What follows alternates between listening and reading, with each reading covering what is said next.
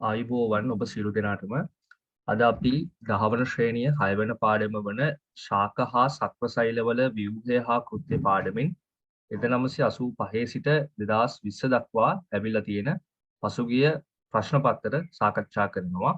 ඒ අනුව මෙම නිබන්ධනය ප්‍රධාන වශයෙන් බහුවර්ණ ප්‍රශ්න 19කින් සහ ව්‍යුහගත රචනා ප්‍රශ්න 4කින් සමන්විත වෙනවා. ඒ වගේම එක රචනා ප්‍රශ්නයක් තියෙනවා. එනවා අපි මෙම ප්‍රශ්න පත්‍රය දැන් සාකච්ඡා කරමු. එතකොට මේකේ සාකච්ඡා කරද්දී ඔයගොල්ලෝ දන්නේ නැති කරුණු තිබ්බොත් ඒවා අනිවාර්යෙන් ලියා ගන්න. හරි අපි යමු පළවෙනි බහුවර්ණ ප්‍රශ්නය සාකච්ඡා කරන්න. මේක 2020 ලැබිලා තියෙන බහුවර්ණ ප්‍රශ්නය. බලන්න පළවෙනි බහුවර්ණ ප්‍රශ්නය අපෙන් අහනවා ජීවයේ මූලික ව්‍යුහමය හා කෘත්‍යමය ඒකකයේ වනු. අපි දන්නවා මේ ලෝකේ ඉන්න හැම ජීවියෙක්ම නිර්මාණය වෙලා තියෙන ඒ ජීවීන්ගේ කුඩාම ව්‍යුහය තියෙනවා. ඒ ව්‍යුහය ජීවියාගේ ව්‍යුහමය වගේම කෘත්‍යමය තනුම් ඒකකයේ වෙනවා. එනෝ මේ ලෝකේ ඉන්න හැම ජීවියෙක්ම හැදලා තියෙන එම ව්‍යුහයෙන්. එනෝ මේකට පිළිතුර විදිහට අපිට ගන්න පුළුවන් වෙන්නේ සෛලය. අපි දන්නවා සෛලය තමයි ජීවීන්ගේ මූලික ව්‍යුහමය හා කෘත්‍යමය තනුම් ඒකකය. දැන් මේ ඔයගලන්ට පේන්නේ සෛල. සෛලවල ව්‍යුහ ආකාර දෙකක්. මේ තියෙන්නේ මේ පැත්තේ තියෙන ළමයෝ සත්ව සෛලයක්. මේ පැත්තේ තියෙන්නේ දරුවෝ ශාක සෛලය. මේ තියෙන්නේ ඔයාලට සෛලය ගැන මූලික කරුණු කිහිපයක්. සෛලය කියන්නේ සියලුම ජීවීන්ගේ මූලික ව්‍යුහමය හා කෘත්‍යමය තනුම් ඒකකය. සෑම ජීවියෙක්ම හැදලා තියෙන මේ ලෝකෙට සෛලවල. හැබැයි සෛලය කියන දේ දරුවනේ ඇහැට පේන්නේ නැහැ. ඒක අන්වීක්ෂීයයි. සමහර ජීවීන් හැදලා තියෙන දරුවනේ එක සෛලයකින්. ඒතකොට එක සෛලයකින් හැදුනම ඒ ජීවීන්ට අපි කියනවා ඒක සෛලිකයෝ. සමහර ජීවීන් හැදලා තියෙන්නේ සෛල රාශියකින්. ඒතකොට ඒ අයට අපි කියනවා බහු සෛලිකයෝ. හරි අපි යමු දෙවෙනි ප්‍රශ්නය ගැන සාකච්ඡා කරන්න. ඒතකොට දෙවෙනි ප්‍රශ්නය අහලා තියෙන්නේ 2018. ශාක සෛලයක රූප සටහනක් මෙහි දැක්වේ. සත්ව සෛලයකද දක්නට ලැබෙන මෙහි දක්වා ඇති කොටස් මොනවා? එතකොට දරුවනේ අපි දන්නවා ශාක සෛල හා සත්ව සෛල ගැන කතා කරොත් ඒව අතර ප්‍රධාන වෙනස්කම් කිහිපයක් තියෙනවා. ඊට හේතුව ඒවැය තියෙන ඉන්ද්‍රිය කාබල බලපෑම නිසා. දැන් මෙතන බලන්න ශාක සෛලයක පුතා ඔයාලට පේනවා A කියලා තියෙන සෛල විත්තිය. ඊට පස්සේ සෛල ප්ලාස්මය කියලා දෙයක් ඔයාලට පෙන්නලා තිනවා. සෛල පටලය කියලා තියෙනවා පුතා. සෛල පටලය කියන්නේ ප්ලාස්ම පටලයටම කියන සමාන වචනයක්. ඒ වගේම හරිතල. ඔයා දැනගන්න ශාක සෛල වල සමහර ඉන්ද්‍රිකා තියෙනවා. ඒවා සත්ව සෛල වල නැහැ. දැන් විශේෂයෙන්ම සෛල බිත්තිය හරිතලවය ගැන කතා කරොත් ඒවා ශාක සෛල වල විතරයි තියෙන්නේ. සත්ව සෛල වල නැහැ. හැබැයි ඉතිරි දෙක සෛල ප්ලාස්මය ඒ වගේමයි සෛල පටලයකවත් ප්ලාස්ම පටලය කියන ඉන්ද්‍රිකා දෙක ශාක සෛල වලක් තියෙනවා. සත්ව සෛල වලක් තියෙනවා. එනෝ මේ ප්‍රශ්නේ අහන්නේ සත්ව සෛල වලද දක්නට ලැබෙන කොටස මොනවාද? ඒතර සත්ව සෛල වල පුතා දක්නට ලැබෙන කොටස් වෙන්නේ ප්‍රධාන වශයෙන් C හා D. C හා D තමයි ඔයාගේ පිළිතුරු විදිහට ගන්න පුළුවන් වෙන්නේ. අපි පොඩ්ඩක් කතා කරොත් මේ බලන්න දරුවනේ මේ තියෙන්නේ ඔයාට ශාක සෛලයක් ප්ලාන්ට් සෙල් කියලා කියන ශාක සෛලයට. ශාක සෛලයක හොදට බලන්න මේ කොළ පාට එළියෙන් යනවා ස්තරයක්. ඒක තමයි සෛල බිත්තිය කියන්නේ. කොළ පාට ස්තරයට ඇතුළේ තියෙන ඔක්කොම අවකාශයට අපි කියන්නේ සෛල ප්ලාස්මා. සෛල ප්ලාස්මා කියලා තමයි කියන්නේ. එතකොට සෛල ප්ලාස්මාව ඒ වගේම ප්ලාස්ම පටලය. දැන් මේ බලන්න සත්ව සෛලයක නම් සත්ව සෛලයක පුතා සෛල බිත්තියක් නැහැ. සත්ව සෛලයක මෙන්න එළියෙන්ම තියෙන ව්‍යුහය තමයි අපි කියන්නේ ප්ලාස්ම පටලය. ප්ලාස්මා මෙම්බ්‍රේන් කියලා අපි කියනවා ඉංග්‍රීසි වලින්. ප්ලාස්ම පටලය තමයි සත්ව සෛලයක පිටින්ම තියෙන්නේ. එතකොට සත්ව සෛලයක තියෙන ප්ලාස්ම පටලයක් ඒ වගේම සෛල ප්ලාස්මාව කියන එකත් ශාක සෛල වලටත් වගේම සත්ව සෛල වලටත් පොදු ව්‍යුහයක්. හරි ළමයි තුන්වන ප්‍රශ්නේ මේ පාඩමට අදාළ ප්‍රශ්නයක් නෙමෙයි. ඒක මුලින්ම කියන්න ඕනේ. මොකද තුන්වෙනි ප්‍රශ්නේ මේ ප්‍රශ්න පත්‍රය හදද්දී ඒක වැරදිලා ආපු ප්‍රශ්නයක්. නමුත් අපි ඒකත් සාකච්ඡා කරමු. මේක බහිශ්‍රාවී පද්ධතියට අදාළ කරන ප්‍රශ්න. බලන්න දරුවනේ තුන්වෙනි ප්‍රශ්නේ වෘක්‍ර තුල මුත්‍ර පෙරීමේ ක්‍රියාවලියේදී රුධිරයේ සිට ගුච්චිකාවට පෙරී යන්නේ පහත සඳහන් කවරක්ද කියලා අපෙන් අහනවා. එතකොට මම මේකට දැන් පිළිතුරක් විදියට සඳහන් කරන්න. මොකද මේක අපේ අද කතා කරන පාඩමට අයිති වෙන්නේ නැහැ. මේක වැරදිලා තමයි මේ ප්‍රශ්න පත්‍රයට ඇවිල්ලා තියෙන්නේ. එතකොට මේක දැනගන්න පුතා වකුගඩු නැත්නම් වෘක්‍ර තමයි අපේ මුත්‍රා පෙරීමේ ක්‍රියාවලියට දායක වෙන්නේ. විශේෂයෙන්ම රුධිරයේ පවතින බහිශ්‍රාවී ද්‍රව්‍ය වෙන් කිරීම පෙරීම සඳහා අපේ වකුගඩු දායක වෙනවා. වකුගඩු හැදිලා තියෙන ඉතා කුඩා ව්‍යුහ වලින් වකුගඩුවක් සෑදී ඇති ඉතා කුඩා ව්‍යුහයකට අපි කියනවා වෘක්‍රාණුවක්. ඒ වෘක්‍රාණුවේ පවතිනවා රුධිර කේශනාලිකා ජාලයක්. ඒකට අපි කියනවා ගුච්චිකාව. ගුච්චිකාව තුලින් පෙරී යනවා සමහර සංඝටක. ඒ පෙරී යන සමහර සංඝටක වලින් ග්ලූකෝස් කියන්නේ පෙරී යන සංඝටක. හැබැයි පෙරී නොයන සංඝටක තියෙනවා. පෙරී නොයන සංඝටක විදිහට අපිට ගන්න පුළුවන් පුතා රුධිර සෛල, ප්ලාස්මා ප්‍රෝටීන, ඒ වගේම පට්ටික. ඒවා පෙරී යන්නේ නැහැ. පෙරී යන්නේ ග්ලූකෝස්. ග්ලූකෝස්, ඇමයිනෝ අම්ල, විටමින් වර්ග, ජලය වගේ ආදිය පෙරී යන්නේ. හැබැයි තුන්වන ප්‍රශ්නය මේ පාඩමට අදාළ නොවන ප්‍රශ්නයක්. නමුත් අපි මේ පාඩමේ සියලුම ඉතිරි ප්‍රශ්න සාකච්ඡා කරලා නැවත තුන්වෙනි ප්‍රශ්නේ සවිස්තරාත්මකව අධ්‍යයනය කරමු. දැනට ඔයගොල්ලෝ පිළිතුර ලෙස දැනගන්න ග්ලූකෝස්. මේ ප්‍රශ්න අපි නැවතත් මේ වීඩියෝ ඉස්සරහට අපි කතා කරමු. හරි අපි බලමු දරුවනේ ඊළඟ ප්‍රශ්නය හතරවෙනි ප්‍රශ්නය. ස්වායු ශ්වසනයේදී ශක්තිය නිදහස් කෙරෙන්නේ පහත සඳහන් කුමන ඉන්ද්‍රියකාවද? එතකොට දරුවනේ ඔයා මුලින්ම දැනගන්න ඕනේ මෙතන ස්වායු ශ්වසනය කියන මාතෘකාව. ශ්වසනය. හරි. මට මේ අද මේ පාඩමට සමාන දෙන ළමයි ඉන්නවා නම් කියන්න බලන්න. ශ්වසනය කියන්නේ මොකක්ද? ඔයගොල්ලෝ දන්න විදියට මොකක්ද දරුවනේ ශ්වසනය කියන්නේ? ග්ලූකෝස් බිඳලා ශක්තිය නිපදවීම. ඔව් ඉතාමත් හොඳයි. දැන් එක්සෑම් එකේ ආවොත් ශ්වසනය යන කුමක්ද කියලා ශ්වසනය කියන්නේ දරුවනේ ග්ලූකෝස් අපි කෑම වලින් ගන්න ග්ලූකෝස් බිඳහෙලලා ශක්තිය නිපදවන ක්‍රියාව. ශක්තිය සෑදී. ඒක තමයි ශ්වසනය. හැබැයි එක්සෑම් එකේ ගොත ඔයා ලියන්න එපා හුස්ම ගන්න ක්‍රියාවලිය. ආශ්වාස ප්‍රාශ්වාසයේ ඒවට ලකුණු දෙදි නෑ. ශ්වසනය කියන්නේ හැම විටම ග්ලූකෝස් බිඳහෙලලා ශක්තිය නිපදවන. ස්වායු ශ්වසනය කියන්නේ මොකද්ද? ස්වායු ශ්වසනය කියන්නේ ඔක්සිජන් සහිතව ඔක්සිජන් වායුව සහිතව ග්ලූකෝස් බිඳහෙලා ශක්තිය නිපදවීමයි. එතකොට මේ ක්‍රියාවල ග්ලූකෝස් බිඳහෙලලා ශක්තිය හදන්න මෙන්න මේ ක්‍රියාවලියට දායක වන දරුවනේ ඉන්ද්‍රිකාවක් තියෙනවා. ඒ ඉන්ද්‍රිකාව වෙන කවුරුත් නෙමෙයි තමයි දරුවනේ මයිටොකොන්ඩ්‍රියම්. මයිටොකොන්ඩ්‍රියම් කියන්නේ ශාක සෛලවලත් සත්ව සෛලවලත් පොදුවේ තියෙන ඉන්ද්‍රිකාවක්. අපි දැන් මයිටොකොන්ඩ්‍රියම් පිළිබඳව පොඩ්ඩක් රූප සටහනකින් ඉගෙන ගමු. ඔයගොල්ලන්ට දැන් මේ තියෙන දරුවනේ මයිටොකොන්ඩ්‍රියම්. මේවාට පේන්නේ මයිටොකොන්ඩ්‍රියම් කියන ඉන්ද්‍රිකාව. ඒක දණ්ඩාකාර හැඩයක් ගන්නවා. ඒක විශේෂයෙන්ම ශාක සෛලවලත් සත්ව සෛලවලත් පොදු ව්‍යුහයක් වෙනවා මයිටොකොන්ඩ්‍රියම්. දණ්ඩාකාර හැඩයක් ගන්නවා. එයා තමයි ස්වායු ශ්වසනයේදී ග්ලූකෝස් බිඳහෙලා ශක්තිය නිපදවීමට දායක වන්නේ. ඒක මූලිකව ඔයා ධාරණය කරගන්න. මේ තියෙන දරුවනේ මයිටොකොන්ඩ්‍රියම් ඔයාලට පේනවා. ජීවී සෛල තුල ශක්තිය නිපදවීම. ඒ කියන්නේ ස්වායු ශ්වසනයේ ශක්තිය නිපදවීමට දායක වෙන්නේ මයිටොකොන්ඩ්‍රියම්. එයාගේ හැඩය පොඩ්ඩක් බලන්න. හැඩය දණ්ඩාකාර හැඩයක් ගන්න. ඒ අනුව ඔන්න දැන් ඔයා හතරවෙනි ප්‍රශ්නේ ඉගෙන ගත්තා. ස්වායු ශ්වසනය කියන්නේ මොකක්ද? ස්වායු ශ්වසනය කියන්නේ ග්ලූකෝස් බිඳහෙලා ශක්තිය නිපදවීම. ස්වායු ශ්වසනය කියන්නේ මොකද්ද? ඔක්සිජන් භාවිතා විව යටතේ ඔක්සිජන් ඇතිව ග්ලූකෝස් බිඳහෙලා ශක්තිය හදන එක තමයි ස්වායු ශ්වසනය. ඒ සඳහා දායක වුණ ඉන්ද්‍රියකා තියෙනවා. ඒ සඳහා දායක වුණ ඉන්ද්‍රියකා වලින් ප්‍රධානතම ඉන්ද්‍රියකාව වෙන්නේ මයිටොකොන්ඩ්‍රියම්. හරි අපි යමු දරුවනේ පස්වෙනි ප්‍රශ්නේ. බලන්න පස්වෙනි ප්‍රශ්නේ අහනවා පහත සඳහන් ඒවා අතුරින් ශාක සෛලයක ඇති මෙන්න මෙතන ඉතා වැදගත් අජීවී ව්‍යුහයක් වන්නේ කවරක්ද කියලා. අජීවී ව්‍යුහයක්. හරි දරුවනේ මට ඔයගොල්ලෝ කියන බලන්න ඔයගොල්ලෝ ගත්ත පිළිතුරු මොනවද මේකට? අජීවී වන්නේ මෙතනින් කවර සංඝටක?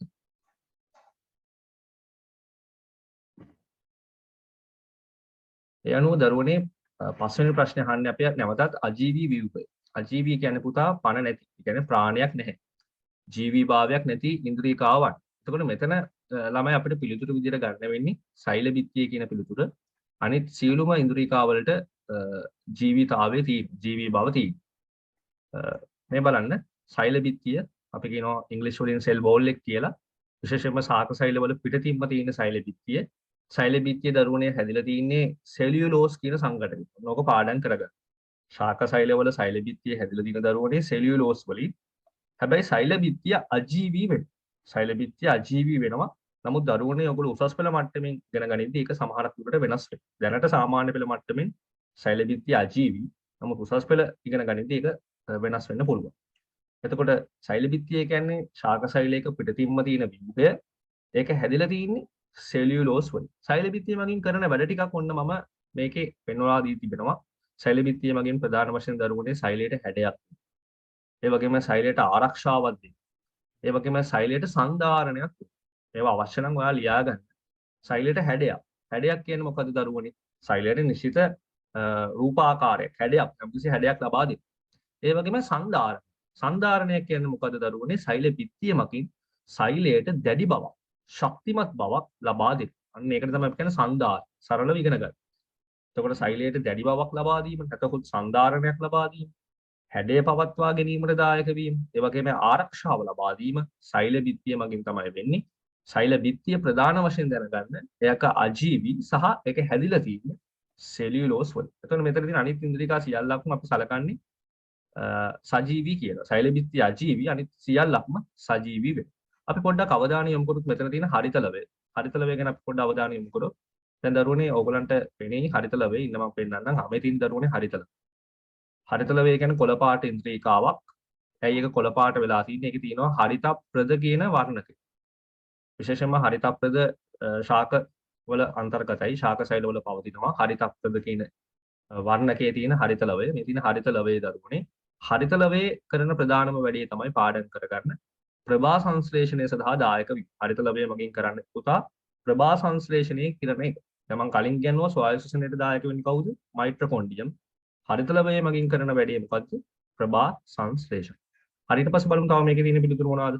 ඊට පස්සේ තියෙන පුතා මේකේ ගෝල්ගි දේහ. අපි බලමු ගෝල්ගි දේහ මොන වගේද කියලා. මේ තියෙන පුතා ගෝල්ගි දේහ. ගෝල්ගි දේහ ගැන කතා කරොත් ගෝල්ගි දේහ කියන්නේ ජීවීන්ගේ සෛලවල විශේෂයෙන්ම ශාක සෛලවලත් තියෙනවා, සත්ව සෛලවලත් තියෙනවා. සජීවී මේ පැහැදිලිවම සඳහන් කරලා තියෙන පුතා සජීවී. සජීවී විශේෂයෙන්ම නාලාකාර ව්‍යුහයක්. සජීවී නාලාකාර ව්‍යුහයක් අමුතු පැතිලි තැටි ආකාර ව්‍යුහ කිහිපයක් එක මත එක පිළිලැවීමෙන් සෑදිච්ච ව්‍යුහයක් විදිහට තමයි අපි ගොල්ගි දේහ අතකොත් ගොල්ගි සංකීර්ණ සලකා බලමු. දරුවනේ පාඩම් කරගන්න ගොල්ගි සංකීර්ණ මගින් කරන වැඩේ මේක ඉතාමත් වැදගත් දෙයක්. ගොල්ගි සංකීර්ණ මගින් තමයි පුතා ශ්‍රාවී ද්‍රව්‍ය නිපදවීම. ශ්‍රාවී ද්‍රව්‍ය නිපදවීම හා අසුරා තැබීම සිදු කරනවා. දැන් ඔයා බලයි මේ මොකද්ද මේ ශ්‍රාවී ද්‍රව්‍ය කියන්නේ? ශ්‍රාවී ද්‍රව්‍ය කියන්නේ දරුවනේ ජීවීන්ගේ සෛලවල ක්‍රියාකාරීත්වයට වැදගත් වන සමහර රසායනික ද්‍රව්‍ය කෙමිකල්ස් වගේ දේවල් හදන. අන්න ඒවට අපි පොදු නමක් කියනවා ශ්‍රාවී ද්‍රව්‍ය. ජීවීන්ගේ සෛලවලට අවශ්‍ය කරන රසායනික ද්‍රව්‍ය වලට කියන අපි ශ්‍රාවී ද්‍රව්‍ය. අන්නේ ශ්‍රාවී ද්‍රව්‍ය නිපදවීම. ඒ වගේම අසුරා තැබීම. කියන්නේ ගබඩා කරලා තියාගන්න. ගබඩා කරලා තියාගන්න ගොල්ගි දේහ වැදගත් වෙනවා. ඔන්න ඕක පාඩම් කරගන්න එක්සෑම් එකේ අහනවා. ගොල්ගි දේහ සංකීර්ණ මගින් කරන්නේ ශ්‍රාවී ද්‍රව්‍ය නිපදවීමත් ඒවා ගබඩා කිරීමත් කියන දේ. ඊට පස්සේ මේකේ අහනවා දරුවනේ රයිබෝසෝම්. රයිබෝසෝම කියන්නේ මාරම වැදගත් ගොඩක් විභාගවල වලට අහලා තියෙනවා. මේ තියෙන පුතා රයිබෝසෝම්. අපි සාමාන්‍යයෙන් රයිබෝසෝම් එක රූපයක් අදිද්දි හිතන්න පුතා මෙහෙම සෛලයක් ඇන්ද කියලා. සෛලයක අපි රයිබෝසෝම ලකුණු කරන්නේ තිත් විදියට. තිත් විදියට තමයි පුතා රයිබෝසෝම ලකුණු කරන්නේ. මොකද ඒක සාපේක්ෂව ප්‍රමාණයෙන් කුඩයි. ඉලෙක්ට්‍රෝන අන්වීක්ෂණ තමයි දරුවනේ රයිබෝසෝම බලන්න ඕනේ. රයිබෝසෝම වල පටල නැහැ. කියන්නේ පටල ගතියක් නැහැ රයිබෝසෝම. රයිබෝසෝම අපි උගන්වන්නත් කියනවා රයිබෝසෝම හැදලා තියෙන්නේ උප ඒකක දෙකකින් කියලා. ඒ කියන්නේ පුතා රයිබෝසෝම හැදලා තියෙන්නේ මෙන්න මේ වගේ අමුතු උප ඒකක දෙකක්. මෙන්න මේ වගේ උප ඒකක දෙකක් එකතු වෙලා ප්‍රෝටීන මේ ව්‍යුහ දෙකක් එකතු වෙලා තමයි කියන්නේ RNA ව්‍යුහ දෙකක් එකතු වෙලා තමයි පුතා රයිබෝසෝම හැදෙන්නේ කියලා අපි කියනවා. ඒවට කියනවා අපි උප ඒකක රයිබෝසෝම හැදෙන්නේ උප ඒකක දෙකක් එකතු වෙලා මේ උප ඒකක හැදලා තියෙන පුතා RNA වල. මේවා ටිකක් ඇඩ්වාන්ස් වැඩි. RNA කියන ඔයගොල්ලෝ දන්නවා ඇති RNA කියන්නේ රයිබෝනියුක්ලික් අම්ල. අන්න ඒ වගේ RNA වලින් හැදිච්ච උප ඒකක දෙකකින් තමයි දරුවනේ රයිබෝසෝම නිර්මාණය වෙන්නේ. රයිබෝසෝම මගින් කරන වැඩේ බලන්න. රයිබෝසෝම මගින් කරන වැඩේ වෙන්නේ දරුවනේ ප්‍රෝටීන සංශ්ලේෂණය පාඩම් කරගන්න. ප්‍රෝටීන සංශ්ලේෂණය කරන්න. කියන්නේ ජීවීන්ගේ සෛලවල ප්‍රෝටීන හදන්න. පුතා සංශ්ලේෂණය කියන්නේ හදනවා කියන එක. ප්‍රෝටීන නිර්මාණය කරන්නේ ප්‍රෝටීන හදන්නේ දායක වන ප්‍රධානතම ඉන්ද්‍රිකාව වෙන්නේ රයිබෝසෝම. අනිවාර්යෙන් විභාගෙදී අහනවා මේක. ගොඩක් අහලා තිනවා. දැන් අපි ප්‍රශ්න පත්‍රය සාකච්ඡා කරද්දී ඔයාලට හම්බ වෙයි. ප්‍රෝටීන සංශ්ලේෂණය කරන ප්‍රධානම ඉන්ද්‍රිකාව වෙන්නේ රයිබෝසෝම. ඒ අනුව දැන් මෙතනින් අහන්නේ අජීවී ව්‍යුහේ. අජීවී ව්‍යුහේ වෙන්නේ දරුවනේ සෛල බිත්තිය. ඉන්න අනතුරු අපි 6 වෙනි ප්‍රශ්නේ ගැන සාකච්ඡා කරමු. 6 වෙනි ප්‍රශ්නේ ගැන කතා කරද්දී මම පොඩි වැදගත් කාරණාවක් කියනවා. මෙවර 2022 මේ මාසයේ පවත්වන සාමාන්‍ය පෙළ විභාගයේ සඳහා ඔයගොල්ලෝ යනවා නම් අනිවාර්යයෙන්ම මේ පාඩමේ තියෙන ඌනන විභාජනය ඒ වගේමයි අනූනන විභාජනය ගැන පොදින් බලාගෙන යන්න. මොකද මේවර අනුමාන ප්‍රශ්නයක් විදිහට ඒ ඌනන විභාජනය සහ අනූනන විභාජනය පැමිණිය හැකියි. දැන් මෙතන බලමු අපි තේරුම් ගන්න. දරුවනේ සෛල විභාජනය කියන්නේ මොකක්ද කියලා අපි දැනගන්න ඕන ඉස්සෙල්ලා. සෛල විභාජනය කියන්නේ නව සෛල ඇතිවන එක. සෛලයක් බෙදිලා ඒ සෛලයෙන් නව සෛල බිහිවන එකට තමයි පුතා අපි කියන්නේ සෛල විභාජනය. මම සරලව මෙහෙම නිරූපණය කරන්නම්. හොඳින් අවධානය යොමු කරන්න. හිතන්න දරුවනේ මෙතන මෙහෙම සෛලයක් තියෙනවා කියලා හිතන්නකෝ. මෙන්න මෙහෙම සෛලයක් තියෙනවා. සෛලයේ තියෙන පුතා මැද න්‍යෂ්ටියක් තියෙනවා. මේ සෛලයම මෙහෙම දෙකට බෙදිලා. මේ සෛලය මෙහෙම දෙකට බෙදිලා මම ඒක නිරූපණය කරන්නේ හිතන්න එහෙම සෛලය දෙකට බෙදෙන්න පුළුවන්. සෛලයම දෙකට බෙදලා සෛලයට පුළුවන් අලුතෙන් සෛල දෙකක් බවට පත් වෙන්න. සෛලයට පුළුවන් පුතා බෙදිලා අලුතෙන් සෛල දෙකක් බවට පත් වෙන්න. සෛල නිර්මාණය කරන්න. ඔන්න ඕකට තමයි පුතා අපි කියන්නේ සෛල විභාජන. පාලක දෙයක් නෙමෙයි. සෙල් ඩිවිෂන්. සෛල විභාජනය කියන්නේ ඒකට. එක සෛලයක් එයාගේ තියෙන සෛලීය ද්‍රව්‍ය බෙදීමට ලක් වෙලා නව සෛල බිහි වෙනවා නම් ඒකට අපි කියනවා සෛල විභාජන. පොඩ්ඩක් හොඳින් අහන් ඉන්න. සෛල විභාජනය වෙන මෙන්න මේ ලොකු සෛලය. මුලින්ම සෛල විභාජනය වෙන සෛලයට පුතා අපි කියනවා නමක් මාතෘ සෛලය. මොන සෛලය කියලාද කියන්නේ දරුවනේ මාතෘ සෛලය කියලා කියනවා. අලුතෙන් බිහිවන සෛල වලට පුතා අපි කියනවා දූහිතෘ සෛල. දූහිතෘ සෛල. ඒ කියන්නේ මව සහ දුව වගේ. මුලින්ම සෛල විභාජනය වන සෛලයට කියනවා අපි මාතෘ සෛලය. සෛල විභාජනයේ නිර්මාණය වන සෛල වලට අපි කියනවා දරුවනේ දූහිතෘ සෛල. හරි ඊළඟ කාරණා ටික දැන් මම පොඩි වැදගත් කාරණා කිහිපයක් උගන්වනවා පොතට අහගන්න. දැන් දරුවනේ අපි දන්නවා සෛල විභාජනය කියන්නේ මොකක්ද? සෛල විභාජනය කියන්නේ මාතෘ සෛලයකින් එක එක බෙදිලා දූහිතෘ සෛල බවට පත් වීම. සෛල බෙදීමේ ක්‍රියාව. ඒක තමයි සෛල විභාජන.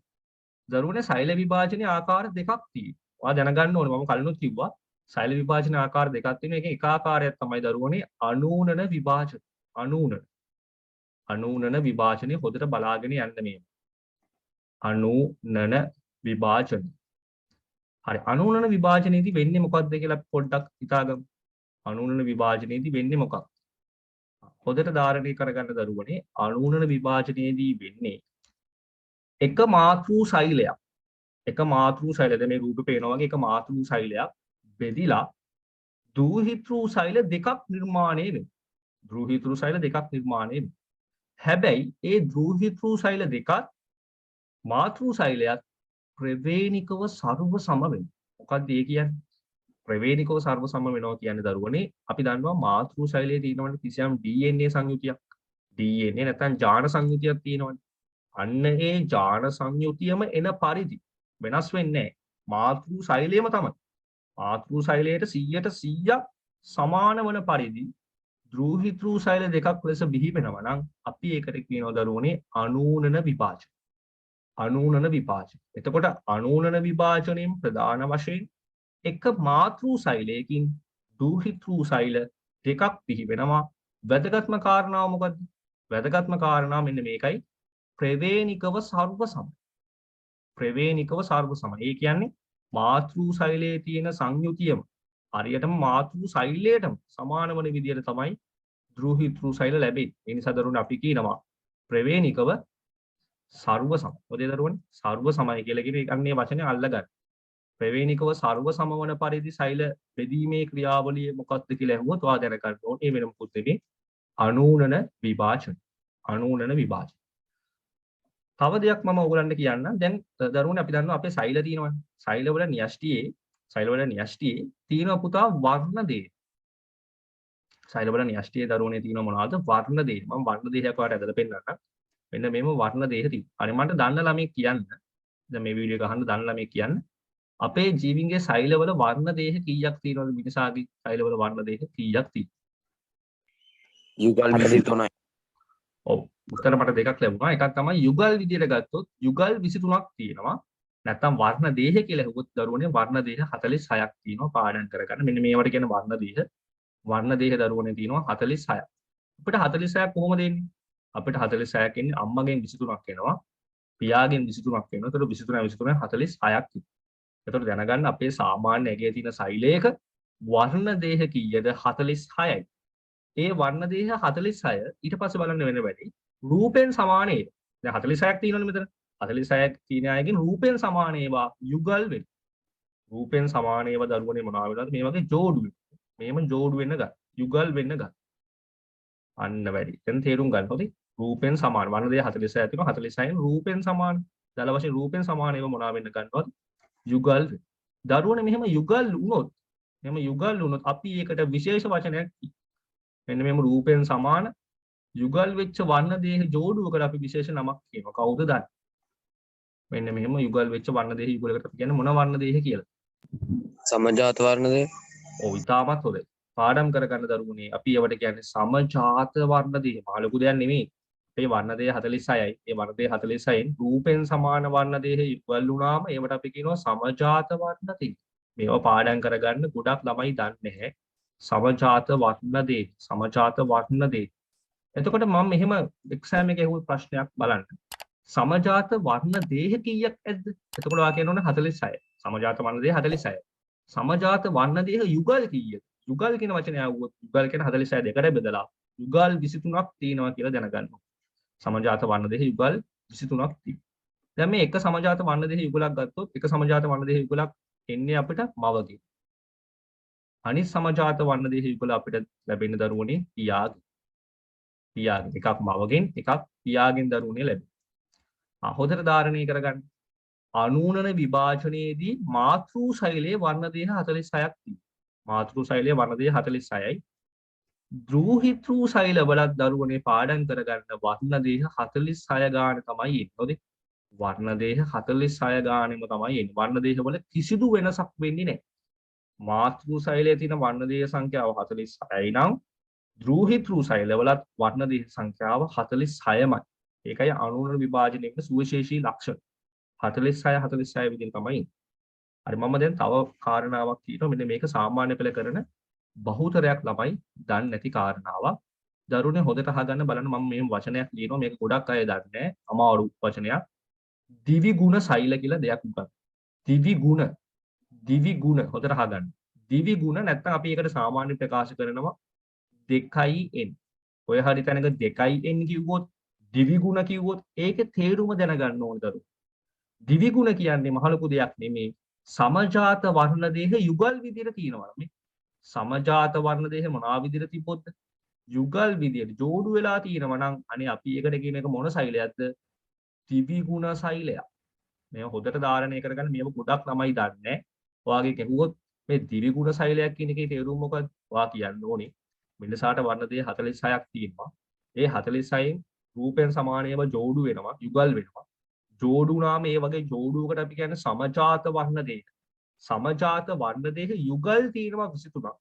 මොකක් හරි ශෛලයක සමජාත වර්ණ දේහ ඒ වගේ جوړු වෙලා නම් තියෙන්නේ. යුගල් වෙලා යුගල් 23ක් විදියට නම් තියෙන්නේ. අපි ඒ වගේ ශෛලයකට කියන මොන ශෛලයක්ද? දිවිගුණ ශෛලයක් කියලා. හොඳට ධාරණය කරගන්න. ඒ වගේ ශෛලයකට දරුවන අපි කියනවා මොන ශෛලයක්ද? දිවිගුණ ශෛලය. එහෙනම් මම හිතනවා දැන් දිවිගුණ කියන එකේ තේරුම වාට ඔළුවට යන්නේ නැති කියලා. දිවිගුණ කියන්නේ සමජාත වර්ණ දේහ යුගල් විදියට තියෙනවා. දැන් දරුවනේ ඌනන විභාජනය මේ බලන්න. ඌනන විභාජනය මේ බලන්න. අනූනන විභාජනය බලන්න දරුවනේ අපි කතා කරන්නේ අනූනන විභාජනේ. අනූනන විභාජනයේදී දැන් පුතා මාතෘ ශෛලයේ වර්ණ දේහ 46 46 තියෙන පුතා යුගල් විදියට. යුගල් විදියට තියෙන. එහෙනම් යුගල් විදියට තියෙන නිසා අපිට මේකට කියන්න පුළුවන් දිවිගුණ ශෛලයක්. වර්ණ දේහ 46 තුනේ 46 තියෙන පුතා යුගල් විදියට. ඒ නිසා අපි ඒකට කියන මොන ගුණද? දිවිගුණ. දිවිගුණ කියලා ඒ නිසා අපි දානවා පුතා 2n. එතකොට මේ හැදෙන ශෛලත් දිවිගුණ වෙනවා. ඒ නිසා මේවත් පුතා මොන ගුණයිද? 2n. මම නැවත කියන්නම්. මිනිසාගේ න්‍යෂ්ටීය ශෛලවල වර්ණ දේහ 46ක් තියෙනවා. ඒ 46 රූපෙන් සමාන වර්ණ දේහ යුගල් වෙනවා. යුගල් වෙලා جوړු විදිහට සෙට් වෙනවා. ඒ වගේ جوړුවකට යුගලකට අපි කියන්නේ සමජාත වර්ණ දේහ කියලා. සමජාත වර්ණ දේහ යුගල් තියෙනවා 23ක්. යුගල් විදියටම නම් තියෙන ශෛලයක අපි ඒකට ලස්සන වචනයක් කියනවා දිවිගුණයි. දිවිගුණයි කියන්නේ දරුවනේ යුගල් විදියට තියෙනවා කියන්නේ. අනූනන විභාජනයේදී මේ මාතෘ ශෛලයේ දිවිගුණ නම් දරුවනේ දූහිතෘ ශෛලත් දිවිගුණයි 2nමයි. මාතෘ ශෛලයේ වර්ණ දේහ 46 නම් දරුවනේ දූහිතෘ ශෛලවලත් වර්ණ දේහ 46යි. මාතෘ ශෛලයට ප්‍රවේණිකව සර්ව සම වන පරිදි තමයි අනූනන විභාජනයෙන් දූහිතෘ ශෛලත් ලැබෙන්නේ. ඔන්න අපි අනූනන විභාජනය සම්පූර්ණයෙන්ම හොඳට කියලා දුන්නා. අනූනන විභාජන ඉවරයි. දැන් අපි බලමු. දැන් මේ කතා කරේ දිවිගුණ. දැන් ඔයාලා දන්නවා දිවිගුණ කියන එකේ තේරුම. තමයි අවශ්‍ය කරුණු තිබ්බොත් ඔයාලා ලියා ගන්න නැත්නම් ෆොටෝ එකක් හරි ගහ ගන්න අතිශයින්ම මේවා වැදගත්. අනිත් ශෛල වර්ගයේ තමයි පුතා ඒක ගුණ. ඒක ගුණ කියන්නේ මොකක්ද කියලා අපි බලමු. ඒක ගුණ නම් දරුවනේ අපි දාන්නේ n කියලා. ඒක ගුණ නම් n. දිවිගුණ 2යි ඒක ගුණ n. දැන් ලේසින් ඔයා දැන් දිවිගුණ කියන එක දන්නවනේ. දිවිගුණ කියන්නේ සමජාත වර්ණ දේහ جوړු විදියට තියෙනවා. යුගල් විදියට තියෙනවා. එහෙනම් දරුවනේ ඒක ಗುಣ කියන්නේ මොකක්ද? මහ ලොකු දෙයක් නෙමෙයි. ඒක ಗುಣ කියන්නේ جوړු නැතුව තියෙන. යුගල් නැතුව තනි තනි වශයෙන් තියෙනවා නම් جوړු නැතුව තනි තනි වශයෙන් තියෙනවා නම් අන්නේ සෛලයකට පුතා අපි කියනවා මොන සෛලයක්ද? ඒක ಗುಣ සෛලයක්. ඒ වගේ සෛලයකට පුතා අපි කියනවා ඒක ಗುಣ. جوړු විදිහට තිබ්බොත් සමචාත වර්ණ දෙක جوړු විදිහට තිබ්බොත් අපි කියනවා ඒක දිවිගුණ සෛලයක්. جوړු නැතුව තනි තනි වශයෙන් තිබ්බොත් අපි ඒකට කියනවා ඒක ಗುಣ සෛලයක්. දැන් ඉන්න අනතුරු අපි කතා කරමු පොඩ්ඩක් ඌරණ විභාජනය ගැන. දැන් අපි අවධානය යොමු කරමු ඉක්මනටම ඌරණ විභාජනය පොඩ්ඩක් මතක් කරගන්න. ඌරණ විභාජනය වෙන්නේ පුතා අර වගේම මාතෘ සෛලයක් ඉන්නවා. මෙහෙම මාතෘ සෛලයක් ඉන්නවා. ආරම්භයේදී මාතෘ සෛලය දිවිගුණයි. දිවිගුණයි කියන්නේ දැන් ඔයා දන්නවා තේරුම. මාතෘ සෛලය දිවිගුණයි. ඒ නිසා මාතෘ සෛලය වර්ණ දෙකක් තියෙන පුතා 46යි. මේ තියෙන්නේ මාතෘ සෛලය. දැන් අපි කතා කරන්නේ ඌරණ විභාජනය. කලින් කතා කරේ අනූරණ විභාජනයද. මෙන්න මේ මාතෘ සෛලය බලන්න මුලින්ම වෙන්නේ අර වගේම දෙකට බෙදෙනවා. දෙකට බෙදිලා දෘහිතෘ සෛල දෙකක් බිහි වෙනවා. මෙන්න මේ මෙලෙස පුතා දෘහිතෘ සෛල දෙකක් බිහි වෙනවා. මුලින්ම වෙන්නේ මේ ඌරණ විභාජනයේ පළවෙනි පියවර කියලා කියනවා අපි මේක. ඌරණ විභාජනයේ මුලින්ම වෙන්නේ දෘහිතෘ සෛල දෙකක් බිහි වෙනවා. මාර වැඩි කියන්නේ මේ දෘහිතෘ සෛල දරුවනේ දැන් පොතට ධාරණය කරගන්න. ඒවා ඒක ගුණයි. ඒ කියන්නේ එන්න හොඳ ඒක ගුණයි. මේවත් දරුවනේ ඒක ගුණයි. අනිත් විශේෂ කාරණාව වන්නේ දැන් මාතෘ සෛලයේ වර්ණ දෙක 46ක් තිබ්බනේ. මේවැය වර්ණ දෙක තියෙන්නේ පුතා 23යි. පාඩම් කරගන්න. 23යි. මෙයාගේ වර්ණ දෙක කීයද පුතා තියෙන්නේ? 23යි. හරිද? ඌරණ විභාජනයේ මොන වැඩි? මාතෘ සෛලය තිබ්බ ඒක දෙකට බෙදලා මුලින්ම දෘහිතෘ සෛල දෙකක් බිහි වෙනවා. ඒ දෘහිතෘ සෛල ඒක ගුණයි තියෙන වර්ණ දෙක 23 ගන්න. ඔතනින් නවතින්නෙත් නැහැ. ඊට පස්සේ මොකද වෙන්නේ? නැවත මේ බිහි වෙච්ච දෘහිතෘ සෛලත් නැවත සෛල දෙකක් බවට පරිවර්තනය වීම සිදු වෙනවා. එහෙනම් නැවත සෛල දෙකක් බවට පරිවර්තනය වෙනවා. ඒතර මේකත් මෙහෙම සෛලයක් බවට පත් වෙනවා. මෙයත් මෙහෙම සෛලයක් බවට පත් වෙනවා. ඒ වගේම එහා පැත්තේ තියෙන මේ සෛලයත් සුපුරුදු පරිදි දෙකකට බෙදෙනවා. ඕම දෙකකට බෙදෙනවා. ඊට පස්සේ මෙයත් සෛලයක් බවට පත් වෙනවා. ඕම නැවත මේ පැත්තෙත් සෛලයක් බවට පත් වෙනවා. ඒ අනුව අවසානයේට බලන්න මේ බිහි වෙන අන්තිම මේ තියෙන මාතෘ සෛලය. මාතෘ සෛලයේ අවසානයේට දෘහිතෘ සෛල 4ක් බිහි වෙනවා. දෘහිතෘ සෛල 4ක් බිහි වෙනවා දරුවනේ. ඒ දෘහිතෘ සෛලයක් දැනගන්න දරුවනේ ඒක ගුණයි වර්ණ දේහ 23 ගාන තියෙනවා. ඒක ගුණයි වර්ණ දේහ 23. ඒක ගුණයි වර්ණ දේහ 23. එතකොට අනිත් වැදගත්ම කාරණාව තමයි දරුවනේ මේ ඌරණ විභාජනයෙන් බිහිවන දෘහිතෘ සෛල. ඌරණ විභාජනයෙන් බිහිවන මේ දෘහිතෘ සෛල කීයක් බිහි වෙනවද කියලා ඔයා කියන්න ඕන. එක මාතෘ සෛලයකින් දෘහිතෘ සෛල 4ක් බිහි වෙනවා. ඌනනේ. ඒ ඌනනෙන් බිහිවන මේ දෘහිතෘ සෛල දරුවනේ ප්‍රවේණිකව සර්ව සමනයි. ඒ කියන්නේ ප්‍රවේණික සංයුතියෙන් ජාන සංයුතියෙන් වෙනස්. දෘහිතෘ සෛල 4ක් ප්‍රවේණිකව වෙනස්. ඒක මාතෘ සෛලයටත් වෙනස්. ප්‍රවේණික සංයුතියෙන් වෙනස් වෙන. ඊළඟ වැදගත් කාරණාව තමයි මේ ඌනන විභාජනයෙන් ප්‍රධාන වශයෙන් මාතෘ සෛලයේ තිබිච්ච වර්ණ දේහ සංඛ්‍යාව. හොඳට බලන්න. මාතෘ සෛලයේ තිබ්බ වර්ණ දේහ 46ක්. ඒ 46න් හරි අර්ධයක් වන පරිදි. ඒ කියන්නේ 33ක් වන පරිදි තමයි දරුවනේ දෘහිතෘ සෛල වලට ලැබෙන්නේ. ඒකත් ඉතාමත් වැදගත් කාරණා. ඌරණ විභාජනයේදී එක මාතෘ සෛලයකින් දෘහිතෘ සෛල 4ක් ලැබෙනවා. ඊළඟ කාරණාව ඒ ලැබෙන දෘහිතෘ සෛල ප්‍රවේණිකව සර්ව සම වෙන්නේ නැහැ. ඊළඟ කාරණාව මාතෘ සෛලයේ තිබිච්ච වර්ණ දේහ සංඛ්‍යාවෙන් හරි අඩක් වන පරිදි තමයි දෘහිතෘ සෛල වලට ලැබෙන්නේ. හරි දැන් අපි පොඩ්ඩක් කතා කරමු මේ ඌරණ විභාජනය කොහෙද වෙන්නේ? අපේ එක ස්ථානයක විතරයි ඌරණ විභාජනය වෙන්නේ. අනිත් සෑම ස්ථානයකම වෙන්නේ අනූරණ විභාජනය. දරුවනේ ඌරණ විභාජනය මිනිසාගේ ඌරණ විභාජනය වෙන්නේ ජන්මානුසාර. පාඩම් කරගන්න. ඌරණ විභාජනය වෙන්නේ මොනවා හදද්දි විතරයිද? ජන්මානු හදද්දි විතරයි. මොනවාද දරුවනේ ජන්මානු? අපිට ජන්මානු වර්ග දෙකක් තියෙනවා. අපි දන්නවා. ඒ තමයි ඩිම්බ සෛල. කාන්තාවන් හදනවා ඩිම්බ සෛල. ඒ වගේම පිරිමි පුද්ගලයන් හදනවා ශුක්‍රාණු සෛල. ඔන්න ඔය කියන ඩිම්බ සෛල හා ශුක්‍රාණු සෛල සෑදීමේදී පමණයි මොන විභාජනය වෙන්නේ දරුවනේ? ඌරණ විභාජනය වෙන්නේ. අනිත් හැම අවස්ථාවකම වෙන්නේ අනූරණ විභාජනය. පාඩම් කරන්න හරිම ලේසියි. ඌරණ විභාජනය වෙන්නේ එක තැනයි. මොකද්ද? ජන්මානු හදද්දි. මොන ජන්මානුද? කාන්තාවන්ගේ ඩිම්බ සෛල හදද්දි, පිරිමින්ගේ ශුක්‍රාණු සෛල හදද්දිත් වෙන්නේ ඌරණ විභාජනය විතරයි. අනිත් හැම අවස්ථාවකම වෙන්නේ දරුවනේ අනූනන විභාජන. හරි. දැන් මේ දැනුමත් එක්ක අපි නැවතත් ප්‍රශ්න වලට යමු. දැන් බලන්න දරුවනේ මේක හොඳ ප්‍රශ්නයක්. මේක අහලා තියෙන 2013. මෙහි දක්වා ඇත්තේ ලිංගික ප්‍රජනනය හා සම්බන්ධ සටහනේ A හා B වලින් දැක්වෙන සෛල විභාජක ක්‍රියාවලිය වලු. මේකේ A වාට පේන්න ඕනේ ඒකේ වෙන්නේ ඩිම්බ සෛල හදනවා. ඒ වගේම ශුක්‍රාණු සෛල හදනවා. මම මේ දැන් කිව්වා ඩිම්බ සෛල හා ශුක්‍රාණු සෛල කියන ජන්මාණු සෛල වර්ග හදන්නේ ඌනන විභාජන. ඒ නිසා ඒ අනිවාර්යයෙන්ම වෙන්න ඕනේ පුතා ඌනන විභාජන. ඒ වෙන්නේ ඌනන විභාජන. ඊට පස්සේ ඔයාලට පේනවා මේ ඩිම්බ සෛලය ශුක්‍රාණු සෛල අපි දන්නවා ලිංගික ප්‍රජනනයේ පාඩමේ මේ දෙක සංසේචනය වෙනවා. සංසේචනය වෙලා දරුවනේ හදනවා යුක්තාණුව සයිකෝමැටික්. යුක්තාණුව කියන තනි සෛලය. ඔබත් මමත් මේ ලෝකේ ඉන්න හැම ජීවියෙක්ම හැදිලා තියෙන බහුසෛලික ජීවියෙක්ම හැදිලා තියෙන තනි සෛලය වෙන්නේ යුක්තාණු. යුක්තාණුවක් හැදෙන්නේ ඩිම්බ සෛලයකුයි ශුක්‍රාණු සෛලයකුයි එකතු වෙලා. ඔන්න ඔය යුක්තාණුව ඊට පස්සේ බෙදිලා සෛල විභාජනය වෙලා ලදරුවෙක් දිහිවෙනවා. යුක්තාණුව පුතා බෙදෙන්නේ අනූනන විභාජන. යුක්තාණුව බෙදෙන දරුවනේ අනූනන විභාජනය. ඒ නිසා ආංශික වෙන්න ඕනේ පළවෙනි එක ඌනණය, දෙවෙනි එක අනූනණය. පළවෙනි එක ඌනණය, දෙවෙනි එක අනූනණය. ඒ නිසා 6ට පිළිතුර 4. මෙන්න මේ වගේ ප්‍රශ්න මේවර අහන්න පුළුවන්. මේකේ ලොකු ගැලීම් සටහනක් දීලා රචනා ප්‍රශ්නයකට අහන්න පුළුවන්. ඉතාමත් වැදගත්. බලන්න 7 වෙනි ප්‍රශ්න දැන් දාන්න. ඌනන විභාජනයක් සිදුවන්නේ මේවා අතුරින් කුමන අවස්ථාවේදීද? මම එකම අවස්ථාවක් එක අවස්ථාව වෙන්නේ කොහෙද? ඩිම්බ සෛල හා ශුක්‍රාණු සෛල සෑදීමේදී. ඒ නිසා ආංශික වෙන්නේ පුතා 4. අනිත් ඔක්කොම ඒවා දැන් බලන්න අනිත් ඔක්කොම ඒවා පුතා අනූනන විභාජන. අනිත් ඔක්කොම ඒවා අනූනන විභාජන. හරි. අපි බලමු 8 වෙනි ප්‍රශ්නේ. ආවේනික ලක්ෂණ ඊළඟ පරම්පරාවට උරුම කර දීම සඳහා දර්ශීය සෛලයක තිබිය යුතු අත්‍යවශ්‍යම ඉන්ද්‍රිකාවන්. දරුවනේ අපි දන්නවා අපි සතුව තියෙනවා කිසියම් ලක්ෂණ වගයක්. අපි ප්‍රවේණීය පාඩමෙන් කතා කරනවා. ඒවට තමයි අපි කියන්නේ ආවේනික ලක්ෂණ. ඒ ආවේනික ලක්ෂණ දරුවනේ පරම්පරාවෙන් පරම්පරාවට සම්ප්‍රේෂණය වෙනවා. ගමන් කරනවා.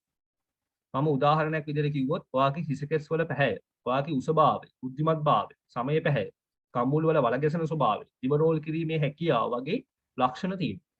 ඒවට පුතා අපි කියන්නේ ආවේනික ලක්ෂණ. ඔය ආවේනික ලක්ෂණ පරම්පරාවකින් පරම්පරාවකට ගමන් කිරීම සඳහා අනිවාර්යයෙන්ම තිබිය යුතු ඉන්ද්‍රිකාව වෙන දරුවනේ න්‍යෂ්ටි.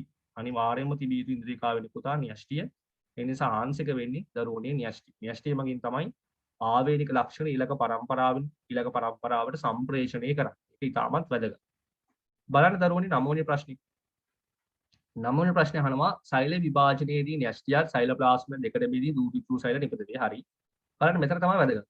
අනූනන විභාජනයේදී දූහිතෘ සෛලයට මාතෘ සෛලය අන්න පොඩ්ඩක් බලන්න අනූනනේ අපි අනූනනේ කතා කරා මේ වෙද්දි උගන්වුවා පොඩ්ඩක් රිවිෂන් කරා රිවයිස් කරා. මේ බලන්න අනූනනේ. අනූනනේ වෙන්නේ මොකද? මාතෘ සෛලයට ප්‍රවේණිකව සර්ව සමවන පරිදි දූහිතෘ සෛල ලැබෙනවා. වර්ණ දේහ ගාන සමානයි. මෙයා මාතෘ සෛලයේ දිවිගුණයි නම් දූහිතෘ සෛලත් දිවිගුණයි. හොඳ ඒක ඔළුවේ තියාගෙන අපි යමු ප්‍රශ්නෙට. දැන් ලේසි ප්‍රශ්න. අනිවාර්යෙන් ඔයාලට කියන්න පුළුවන්. වර්ණ දේහ සංඛ්‍යාවට සමාන වර්ණ දේහ සංඛ්‍යාවක් හිමි. ආංශික පුතා පළවෙනි එක මම අනිත් ඒවා කියවන්න යන්නේ නැහැ. මොකද අනුන විභාජනයේ අපි කතා කරා මාතෘ සෛලයේ තිබුණේ වර්ණ දේහ 46ක් නම් දූහිතෘ සෛලවල තියෙන වර්ණ දේහ 46යි. වර්ණ දේහ ගාන සමාන. ඒ නිසා වර්ණ දේහ සංඛ්‍යාවට සමාන වර්ණ දේහ සංඛ්‍යාවක් හිමි වෙනවා. ඔයා ඉතිරියව කියවලා බලන්න ඉතිරියව වැරදි. ඉතිරියව වැරදි. අනිවාර්යයෙන්ම සමාන සංඛ්‍යාවක් තමයි බිහි වෙන්න ඕනේ. ඒ නිසා 9ට පිළිතුර අපිට 1 කියලා සලකන්න පුළුවන්. හරි අපි බලමු ඊළඟ ප්‍රශ්න 10 සහ 11. 10 සහ 11 ප්‍රශ්න දක්වා ඇති ප්‍රකාශ වලට උචිත වන්නේ පහත සඳහන් කුමන ලක්ෂණයේදයි තෝරන්න. මේක අහලා තියෙන්නේ 2011. හරි බලන්න දරුවනේ A න්‍යෂ්ටිය තිබීම, C සෛල බිත්තිය තිබීම, B හරිත ලවයේ තිබීම, D මයිටොකොන්ඩ්‍රියම් තිබීම. මේක අහන්නේ සජීවී සෛලයකට පොදු ලක්ෂණ. පුතා සෛලයකට තියෙන්න පුළුවන් පොදු ලක්ෂණයක් අහන්න. සජීවී සෛලයක් කියලා කියනවනේ මේක. සජීවී කියන්නේ පුතා පණ තියෙන සෛලයක්. හොඳ මේ ලෝකයේ පණ තියෙන ඕනෑම සජීවී සෛලයක් තිබ්බොත් එයාගේ අනිවාර්යෙන්ම තියෙන්න ඕනේ පුතා න්‍යෂ්ටිය කියන ඉන්ද්‍රිකාව. න්‍යෂ්ටිය කියන ඉන්ද්‍රිකාව තියෙනවා සජීවී සෛලවල. න්‍යෂ්ටිය නැත්නම් එයා සජීවී වෙන්නේ නැහැ. එහෙනම් සජීවී සෛලයකට පොදු ලක්ෂණය වෙන්නේ මෙතනින් න්‍යෂ්ටි. න්‍යෂ්ටියක් තිබීම. මේ නිසා පිළිතුර 10ට 1 කියලා ගන්න පුළුවන්. ඔන්න ලියා ගන්න වැදගත් කරුණක්. සජීවී නම් සෛලයක් අනිවාර්යයෙන්ම මොකක් තියෙනවද? න්‍යෂ්ටියක් තියෙනවා. ඊට පස්සේ බලමු අපි 11 වෙනි ප්‍රශ්නේ අපි දැන් කලිනුත් කතා කරා. ශාක සෛල වල පමණක් දක්නට ලැබෙනවා. පමණක් කියලා කියනවා. එහෙනම් දරුවනේ මේක ශාක සෛල වල විතරක් තියෙන්නේ. අපි දන්නවා හරිත ලවය කියන්නේ ශාක සෛල වල විතරයි තියෙන්නේ. ඒ වගේම සෛල බිත්තිය කියන්නේ ශාක සෛල වල විතරයි තියෙන්නේ. මේ වගේ සරල ප්‍රශ්න මෙවර විභාගයට අහන්න පුළුවන්. එනෝ මේකට පිළිතුර වෙන්නේ B හා C. B හා C. හරි බලමු අපි 12 වෙනි ප්‍රශ්නය. ශාක සෛලයක දක්නට ඇති ඔන්න ශාක සෛලයක තියෙනවා. එහෙත් සත්ව සෛලයක දක්නට නොලැබෙන ව්‍යුහය වන්නේ ඔම කිව්ව ගමන් ඔයාලට තේරෙන්න ඕනේ ඒ අහන්නේ තර ප්‍රශ්නෙමයි. ශාක සෛලවල විතරක් තියෙන එකනේ අහන්නේ. එහෙනම් ශාක සෛලවල විතරක් තියෙනවා අපි දන්නවා දරුවනේ සෛල බිත්ති. සෛල බිත්තිය ඒ වගේමයි හරිත ලබ. අර ප්‍රශ්නම අහලා තියෙන 2008. වෙනස් විදියට. ශාක සෛලයක දක්නට ඇති ඔව් තියෙනවා. හැබැයි සත්ව සෛලයක දක්නට නැති. එහෙනම් අහන්න දෙයක් නැහැ. ආන්සර් එක වෙන්න ඕනේ සෛල බිත්තිය සහ හරිත ලබය තමයි. අපි බලමු දරුවනේ ඉන්න අනතුරුව තව ප්‍රශ්න කිහිපයක් තියෙනවා අපිට 13 වන ප්‍රශ්නේ. පහත දැක්වෙන්නේ සෛලයක පවතින ඉන්ද්‍රියකා හා කොටස් පිළිබඳ ප්‍රකාශන කිහිපයකි. අංක 13 සිට 14 දක්වා ප්‍රශ්න ප්‍රකාශ මත පදනම් වේ. බලන්න. ඒ ප්‍රකාශය සෛල යුෂයෙන් පිරුණු අවකාශයේ ලෙස රික්තක ඇත. මයිටොකොන්ඩ්‍රියම් තුළ ශක්තිය නිපදවේ. හරිතලවේ තුළ ඇති හරිතප්‍රද ආහාර නිපදවීමට දායක වේ. සෛල බිත්තිය මගින් සෛලයට සංධාරණයක් සැපේ. බලන්න. සත්ව සෛල සම්බන්ධයෙන් පමණක් ඔන්න කතන්දරයක් කියනවා මේ සත්ව සෛල සම්බන්ධයෙන් පමණක් අදාළ කරගත හැකි.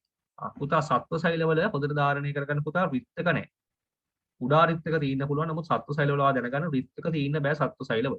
හැබැයි සත්ව සෛලවල පුතා මයිටොකොන්ඩ්‍රියම් තියෙන නිසා අපිට ගන්න පුළුවන්. හැබැයි පුතා සත්ව සෛලවල හරිතලව නැහැනේ. ඒ නිසා මේක අපිට ගන්නත් බෑ. සත්ව සෛලවල සෛල බිත්තිත් නැහැනේ. ඒ නිසා අපිට මේක ගන්නත් බෑ. ඒ අනුව සත්ව සෛලවලට ගන්න පුළුවන් ප්‍රකාශනය වෙන්නේ B පමණයි. මේක අහන්න සත්ව සෛල සම්බන්ධයෙන් පමණක්. මේක ප්‍රකාශ සෙට් එකම හරි හොදු. මේක ප්‍රකාශ සෙට් එකම හරි. අපෙන් අහන්නේ සත්ව සෛල වලට පමණක් ගන්න පුළුවන්. එතකොට මේක සත්ව සෛල වල විතරක් තියෙන මයිටොකොන්ඩ්‍රියම් නිසා අපිට ගන්න වෙන්නේ පුතා ආන්සර් එක 13ට 3 විදියට. බලන්න දරුවනේ 14 ප්‍රශ්න. ශාක සෛල සම්බන්ධයෙන් පමණක් අදාළ කරගත හැකි න ඉතිරි මේ මම කතිර දැම්මේ. කතිර දැම්මේ ශාක සෛල වල තියෙන ඒවා. එහෙනම් ආන්සර් එක විදියට ගන්න වෙන්නේ ඔයාලට A C හා D.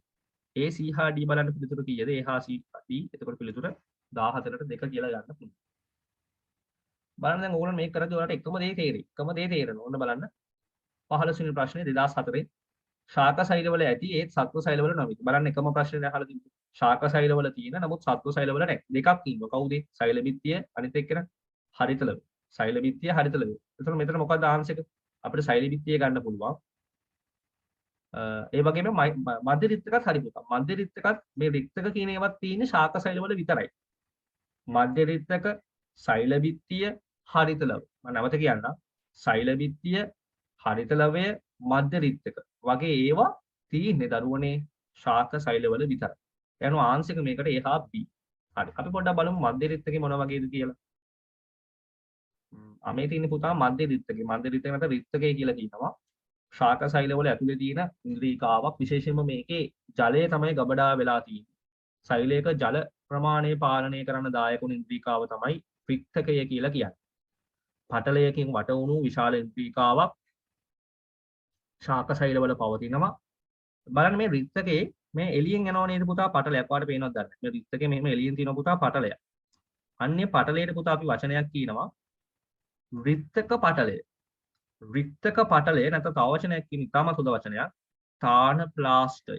මෙන්න මේවා දන්නේ නැහැ ළම. තාන ප්ලාස්ටය කියලා අහුවොත් දැනගන්න කොහොමද මේ තාන ප්ලාස්ටයක් තියෙන රික්තකේ. රික්තකේ පිටතින්ම තියෙන පටලය තමයි තාන ප්ලාස්ටය කියලා කියන්නේ. රික්තකයේ තියෙන ශාක සෛලවල විතරයි. රික්තකයේ තුල ජලය ගබඩා වෙලා තියෙනවා. සෛලයක ජලය පාලනය කරන දායක වෙන දරුවනේ රික්තකය. ඒ වගේම රික්තකයේ මගින් කරන තව වැඩ ටිකක් මම මේක දක්වලා තියෙනවා. සංධාරණය ලබා දෙන්නත් රික්තකයේ දායක වෙනවලු. සංධාරණය ලබා දෙන්නත් රික්තකයේ දායක වෙනවා. හරි අපි බලමු 16 වෙනි ප්‍රශ්නය. පහත සඳහන් ඒවායින් සෛලයක න්‍යෂ්ටියක තිබෙන්නේ. අපි දන්නවා සෛලයක න්‍යෂ්ටියේ පුතා තියෙන අනිවාර්යෙන් වර්ණ දේ. අපි පූර්ණ විභාජනයේ අනුන විභාජනයේ කතා කරා සෛලයක න්‍යෂ්ටියේ තියෙන පුතා වර්ණ දේ. මිනිසාට වර්ණ දේ 46ක් තියෙනවා. වර්ණ දේහ තමයි සෛලයක න්‍යෂ්ටියේ තියෙන්නේ. ඒ නිසා 1999 අහලා තියෙන ප්‍රශ්නෙට ආන්සර් එක වෙන්නේ අංක 2. බලන්න 17ත් එකම ප්‍රශ්නේ අහලා තියෙන බලන්න 1997ත් අහලා තියෙන එකම ප්‍රශ්න. අන්වීක්ෂයකින් බැලුව විට ශාක සෛලයක හා සත්ව සෛලයක වෙනස්කම් දැකගත හැකි මේවායින් කවරද? වෙනස්කම් කියන්නේ මොනවද? අපි දන්නවා සත්ව සෛලයක සෛල බිත්තියක් නැහැ. හැබැයි ශාක සෛලයක සෛල බිත්තියක් තියෙනවා. නේද? ශාක සෛලයක සෛල බිත්තියක් තියෙනවා. සත්ව සෛලයක නැහැ. නෑ ඒකම තමයි පිළිතුරු විදිහට අපිට ගන්න පුළුවන් උනේ. හරි බලමු මෙන්න මේක. මිනිස් සිරුර තුල ඌනන විභාජනය මගින් බෙදෙනවා. ඔන්න ඌනන විභාජනය වෙන එක තැනයි මම කිව්වා. මොකද්ද වෙන තැන? එකම එක තැනයි වෙන්නේ. ඒ තමයි ශුක්‍රාණු සෛල හා ඩිම්බ සෛල හදන්නේ. එහෙනම් මෙතන ආංශික විදිහට ගන්න වෙන්නේ පුතා ශුක්‍රාණු මාතෘ ශෛල වලින් ශුක්‍රාණු ශෛල 4. අනිත් හැම තැන්වලම වෙන්නේ මේ බැලෙන නියපොතු වල සම මතු පිට සිදුවන ශෛලවල සුවවන තුවාලයකේ අනිත් හැම තැනකම වෙන්නේ අනූනන විභාජනය. ඌනණය වෙන්නේ එක තැනයි. මොකක්ද ඒ තැන? ජන්මාණු හදද්දි විතරයි. ජන්මාණු හදද්දි විතරයි. ඒ නිසා 18ට ආංශික අංක 3 විදිහට අපිට සලකන්න පුළුවන්. ඊට පස්සේ අපි බලමු 19. 19 බලන්න දරුවනේ එකම ප්‍රශ්නේ තමයි මේගොල්ලෝ නිරන්තරයෙන් අහලා තියෙන්නේ. දැන් ඒතකොට ඔයාලට පොඩි රටාවක් පේන්නේ නැද්ද? මේ එකම ප්‍රශ්නේ අහලා තියෙන නිසා මේ පාරත් ඒ ප්‍රශ්නම අහන්න පුළුවන්. හරිම ලේසි ආවොත් අනිවාර්යෙන් නිවැරදි පිළිතුර තෝරගන්න. සත්ව සෛලවල නොමැති එහෙත් ශාක සෛලවල දක්නට ලැබෙන ව්‍යුහ. ඒතකොට ව්‍යුහ තුනක් තියෙනවානේ. එක තමයි සෛල බිත්තිය, මධ්‍ය රික්තකය, අනිත් එක හරිතල. ඒතකොට බලන්න මේකේ ආංශික මොකද්ද? ආංශික වෙන්නේ පුතා මධ්‍ය රික්තකය. මධ්‍ය රික්තකය යනවා අපි දැන් මේ පාඩමේ MCQ 19ක් කතා කරා. ඊට පස්සේ අපි ඉක්මනට අපි බලමු ව්‍යුහගත රචනා කිහිපයක් ඕගොල්ලොත් එක්ක සාකච්ඡා කරන්න අපි බලමු. හොඳයි දරුවනේ අපි දැන් අවධානය යොමු කරමු ශාක සෛල හා සත්ව සෛලවල ව්‍යුහය හා කෘත්‍ය කියන 10 වසර 6 වෙනි පාඩමෙන් ලැබිලා තියෙන ව්‍යුහගත රචනා කිහිපයක් ඔබත් එක්ක සාකච්ඡා කරන්න. හරි. දැන් දරුවනේ ව්‍යුහගත රචනා ගැන කතා කරද්දී ඔයගොල්ලෝ දන්නවා අනිවාර්යයෙන්ම ව්‍යුහගත රචනා විද්‍යාව පේපරේට එනවා. ඒවා අපි ලියන්නම ඕනනේ. තෝරගන්න විදියක්.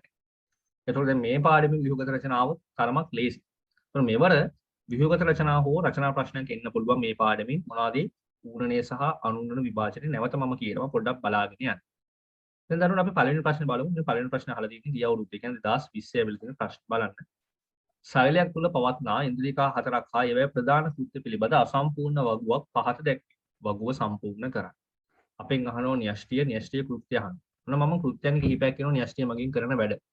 න්‍යෂ්ටිය මගින් පුතා සෛලයක සියලුම ජීවී ක්‍රියාවලි පාලනය කරනවා. ඒක හරි. ඔයාලට ලියන්න පුළුවන් සෛලයක සියලුම ජීවී ක්‍රියාවලි පාලනය කරයි. ඒක එක කාර්යයක්. තව කාර්යයක් විදිහට අපිට ලියන්න පුළුවන් න්‍යෂ්ටිය මගින් කරන තව වැඩක් තමයි ආවේනික ලක්ෂණ පරම්පරාවෙන් පරම්පරාවට සම්ප්‍රේෂණය කරයි. ආවේනික ලක්ෂණ පරම්පරාවෙන් පරම්පරාවට සම්ප්‍රේෂණය කරයි. නැත්නම් අපිට තව එකක් ලියන්න පුළුවන් මොකද්ද? න්‍යෂ්ටිය මගින් කරන තව වැඩක් තමයි සෛලයක සීලුම ජීවී ක්‍රියාවලි පාලනය කරයි. ඔන්න ඔය දෙකෙන් එකක් ලියා ගන්න දරුවෝ. ඔය දෙකෙන් එකක්. හරි බලන්න ඊළඟ එක. පරිවෘත්තීය ක්‍රියා සඳහා ශක්තිය නිපදවීම. අනේ ශක්තිය හදන්නේ කවුද? මට දන්න ළමෙක් කියන්න බලන්න මෙතන. ශක්තිය හදන්නේ කවුද කියලා. මයිට්‍රොකොන්ඩ්‍රිය. ඔව් ඉතාමත් හොඳයි. මයිට්‍රොකොන්ඩ්‍රියම් අපි කලින් කතා කරා MCQ ඩිස්කෂන් එකේ. ජීවීන්ගේ සෛල තුල ශක්තිය නිපදවීම සිදු කරන දරුවනේ මයිට්‍රොකොන්ඩ්‍රියම්. ඒ නිසා මෙතනට ලියන්න ඕනේ දරුවනේ මයිට්‍රොකොන්ඩ්‍රියම් කියලා තමයි ලියන්න ඕනේ. හරි බලන්න ඊළඟෙන් ගොල්ගිය සංකීර්ණ අපි කතා කරා දරුවනේ ගොල්ගිය සංකීර්ණ මගින් කරන වැඩේ ශ්‍රාවී ද්‍රව්‍ය නිපදවීමත් ඒවා අසුරා තැබීම. මේ තියෙන ගොල්ගිය සංකීර්ණ මගින් කරන දරුවනේ ශ්‍රාවී ද්‍රව්‍ය නිපදවීමත් ඒවා අසුරා තැබීමත් කියන කාර්ය. ශ්‍රාවී ද්‍රව්‍ය නිපදවීමත් සහ ඒවා අසුරා තැබීමත් කියන කාර්යය තමයි ගොල්ගිය සංකීර්ණ මගින් සිද්ධ කරන්නේ. න්‍යෂ්ටිය මගින් කරන වැඩ මේ බලන්න සෛලයේ සීලම ජීව ක්‍රියාවලි පාලනය කරයි. ප්‍රවේණික තොරතුරු ගබඩා කරනවා. ඒ කියන්නේ ජාන ගබඩා කරනවා. ප්‍රවේණික තොරතුරු පරම්පරාවෙන් පරම්පරාවට සම්ප්‍රේෂණයට දායක වෙනවා. ඕක තමයි න්‍යෂ්ටිය මගින් කරන්නේ. මේ න්‍යෂ්ටිය ඇතුළේ තියෙන පුතා වර්ණ දේහ. ඉතින් වර්ණ දේහ කොච්චරක් තියෙනවද? යුගල් 23ක් තියෙනවා. නැත්නම් වර්ණ දේහ 46ක් තියෙනවා. හරි. ඊට පස්සේ බලන්න දරුවනේ ප්‍රෝටීන පරිවහනය කරන්නේ. කවුද දරුවනේ සෛලයක ප්‍රෝටීන පරිවහනය කරන්නේ? මෙන්න මේ අය තමයි දරුවනේ ප්‍රෝටීන පරිවහනය කරන්නේ. කවුද? අන්තප්ලාස්මීය ජාලිකා කියලා පටලමේ පද්ධතියක් තියෙනවා සෛලවල. මෙන්න මේම හැඩයක් ගන්න සෛලවල පටලමේ පද්ධතියක් තියෙනවා. ඒකට තමයි අපි කියන්නේ අන්තප්ලාස්මීය ජාලිකා. ඔය අන්තප්ලාස්මීය ජාලිකා පුතා වර්ග දෙකක් තියෙනවා. එකක් තමයි රළු අන්තප්ලාස්මීය ජාලිකා. අනිත් එක තමයි දරුවනේ සිනිඳු අන්තප්ලාස්මීය ජාලිකා. අන්තප්ලාස්මීය ජාලිකාත් වර්ග දෙකයි. රළු සහ සිනිඳු. මොනවාද රළු කියන්නේ? මේ රූපේ බලන්න. මේ රූපේ රළු කියන්නේ දරුවනේ රයිබෝසෝම සෙට් වෙලා නම් තියෙන්නේ. මේ තිත් වගේ වාට පේන්නේ රයිබෝසෝම සම්බන්ධ වෙලා නම් තියෙන්නේ. ඒ අයට අපි කියනවා රළු අන්තප්ලාස්මීය ජාලිකා. රයිබෝසෝම සම්බන්ධ වෙලා නැත්නම් මේ අයට අපි කියනවා සිනිඳු අන්තප්ලාස්මීය ජාලිකා. කෙසේ වේවා මේ අන්තප්ලාස්මීය ජාලිකා ශාක සෛලවලත් තියෙනවා, සත්ව සෛලවලත් තියෙනවා. සෛලයක පරිවහණය, ට්‍රාන්ස්පෝර්ට් පරිවහණය කරන එක තමයි අන්තප්ලාස්මීය ජාලිකා මගින් කරන්නේ. මොනවද බලන්න පරිවහණය කරන්නේ? පරිවහණය කරනවා පුතා ප්‍රෝටීන්. දැන් ප්‍රෝටීන පරිවහණය කරන්නේ කවුද? අන්තප්ලාස්මීය ජාලිකා. ඒ වගේම ලිපිඩ පරිවහණය කරනවා. ඒ වගේම මෙන්න මේ වචනේ බලන්න. ස්ටෙරොයිඩ්. ස්ටෙරොයිඩ් කියන්නේ පුතා සමහර හෝමෝන වගේ જાති. ඒ ස්ටෙරොයිඩ් පරිවහණය කිරීම සිද්ධ වෙනවා. ප්‍රෝටීන පරිවහණය, ලිපිඩ පරිවහණය, ස්ටෙරොයිඩ් පරිවහණය සිද්ධ කිරීමත් අන්තප්ලාස්මීය ජාලිකා මගින් වෙනවා. එහෙනම් ඔයාලා ලියන්න ඕනේ මෙතන අන්තප්ලාස්මීය ජාලිකා කියලා. තාමත් වැදගත්. එහෙනම් පළවෙනි ව්‍යුහගත රචනා ප්‍රශ්න සාකච්ඡා කරා. අපි බලමු දෙවෙනි ව්‍යුහගත රචනා ප්‍රශ්න සාකච්ඡා කරමු. ජීවීන් වර්ගීකරණයේදී සෛල මට්ටමේ ජීවීන් මෙන්ම පටක මට්ටමේ ජීවීන් දැකිය හැකියි. බහුශෛලික ජීවීන් සැලකීමේදී සෛලයේ ජීවීන්ගේ කුමන ඒකකයේ ලෙස සැලකිය හැකිද? බහුශෛලික ජීවියෙක් සලකද්දී සෛලය කියන්නේ ජීවීන්ගේ මොන ඒකකයේද? ළමයි ව්‍යුහමය ඒකක. ඕනෑම ජීවියෙක් හැදලා තියෙන ව්‍යුහමය වගේම කෘත්‍යමය ඒකකයේ වෙන්නේ සෛලය. එනස ඔයාලට ලියන්න පුළුවන් මේක අහනවා. බහුශෛලික ජීවීන් සැලකීමේදී සෛලයේ ජීවීන්ගේ කුමන ඒකකයේ ලෙසද සැලකිය හැකියි? ව්‍යුහමය ඒකකයේ. ව්‍යුහමය ඒකකයේ විදිහට සලකන්න පුළුවන් නැත්නම් කෘත්‍යමය ඒකකයේ ලෙසට අපි සලකන්න පුළුවන්. ඔය දෙකෙන් එකක්. ඔය දෙකම ලිව්වත් කමක් නැහැ. ව්‍යුහමය ඒකකය කියලා ලියන්න.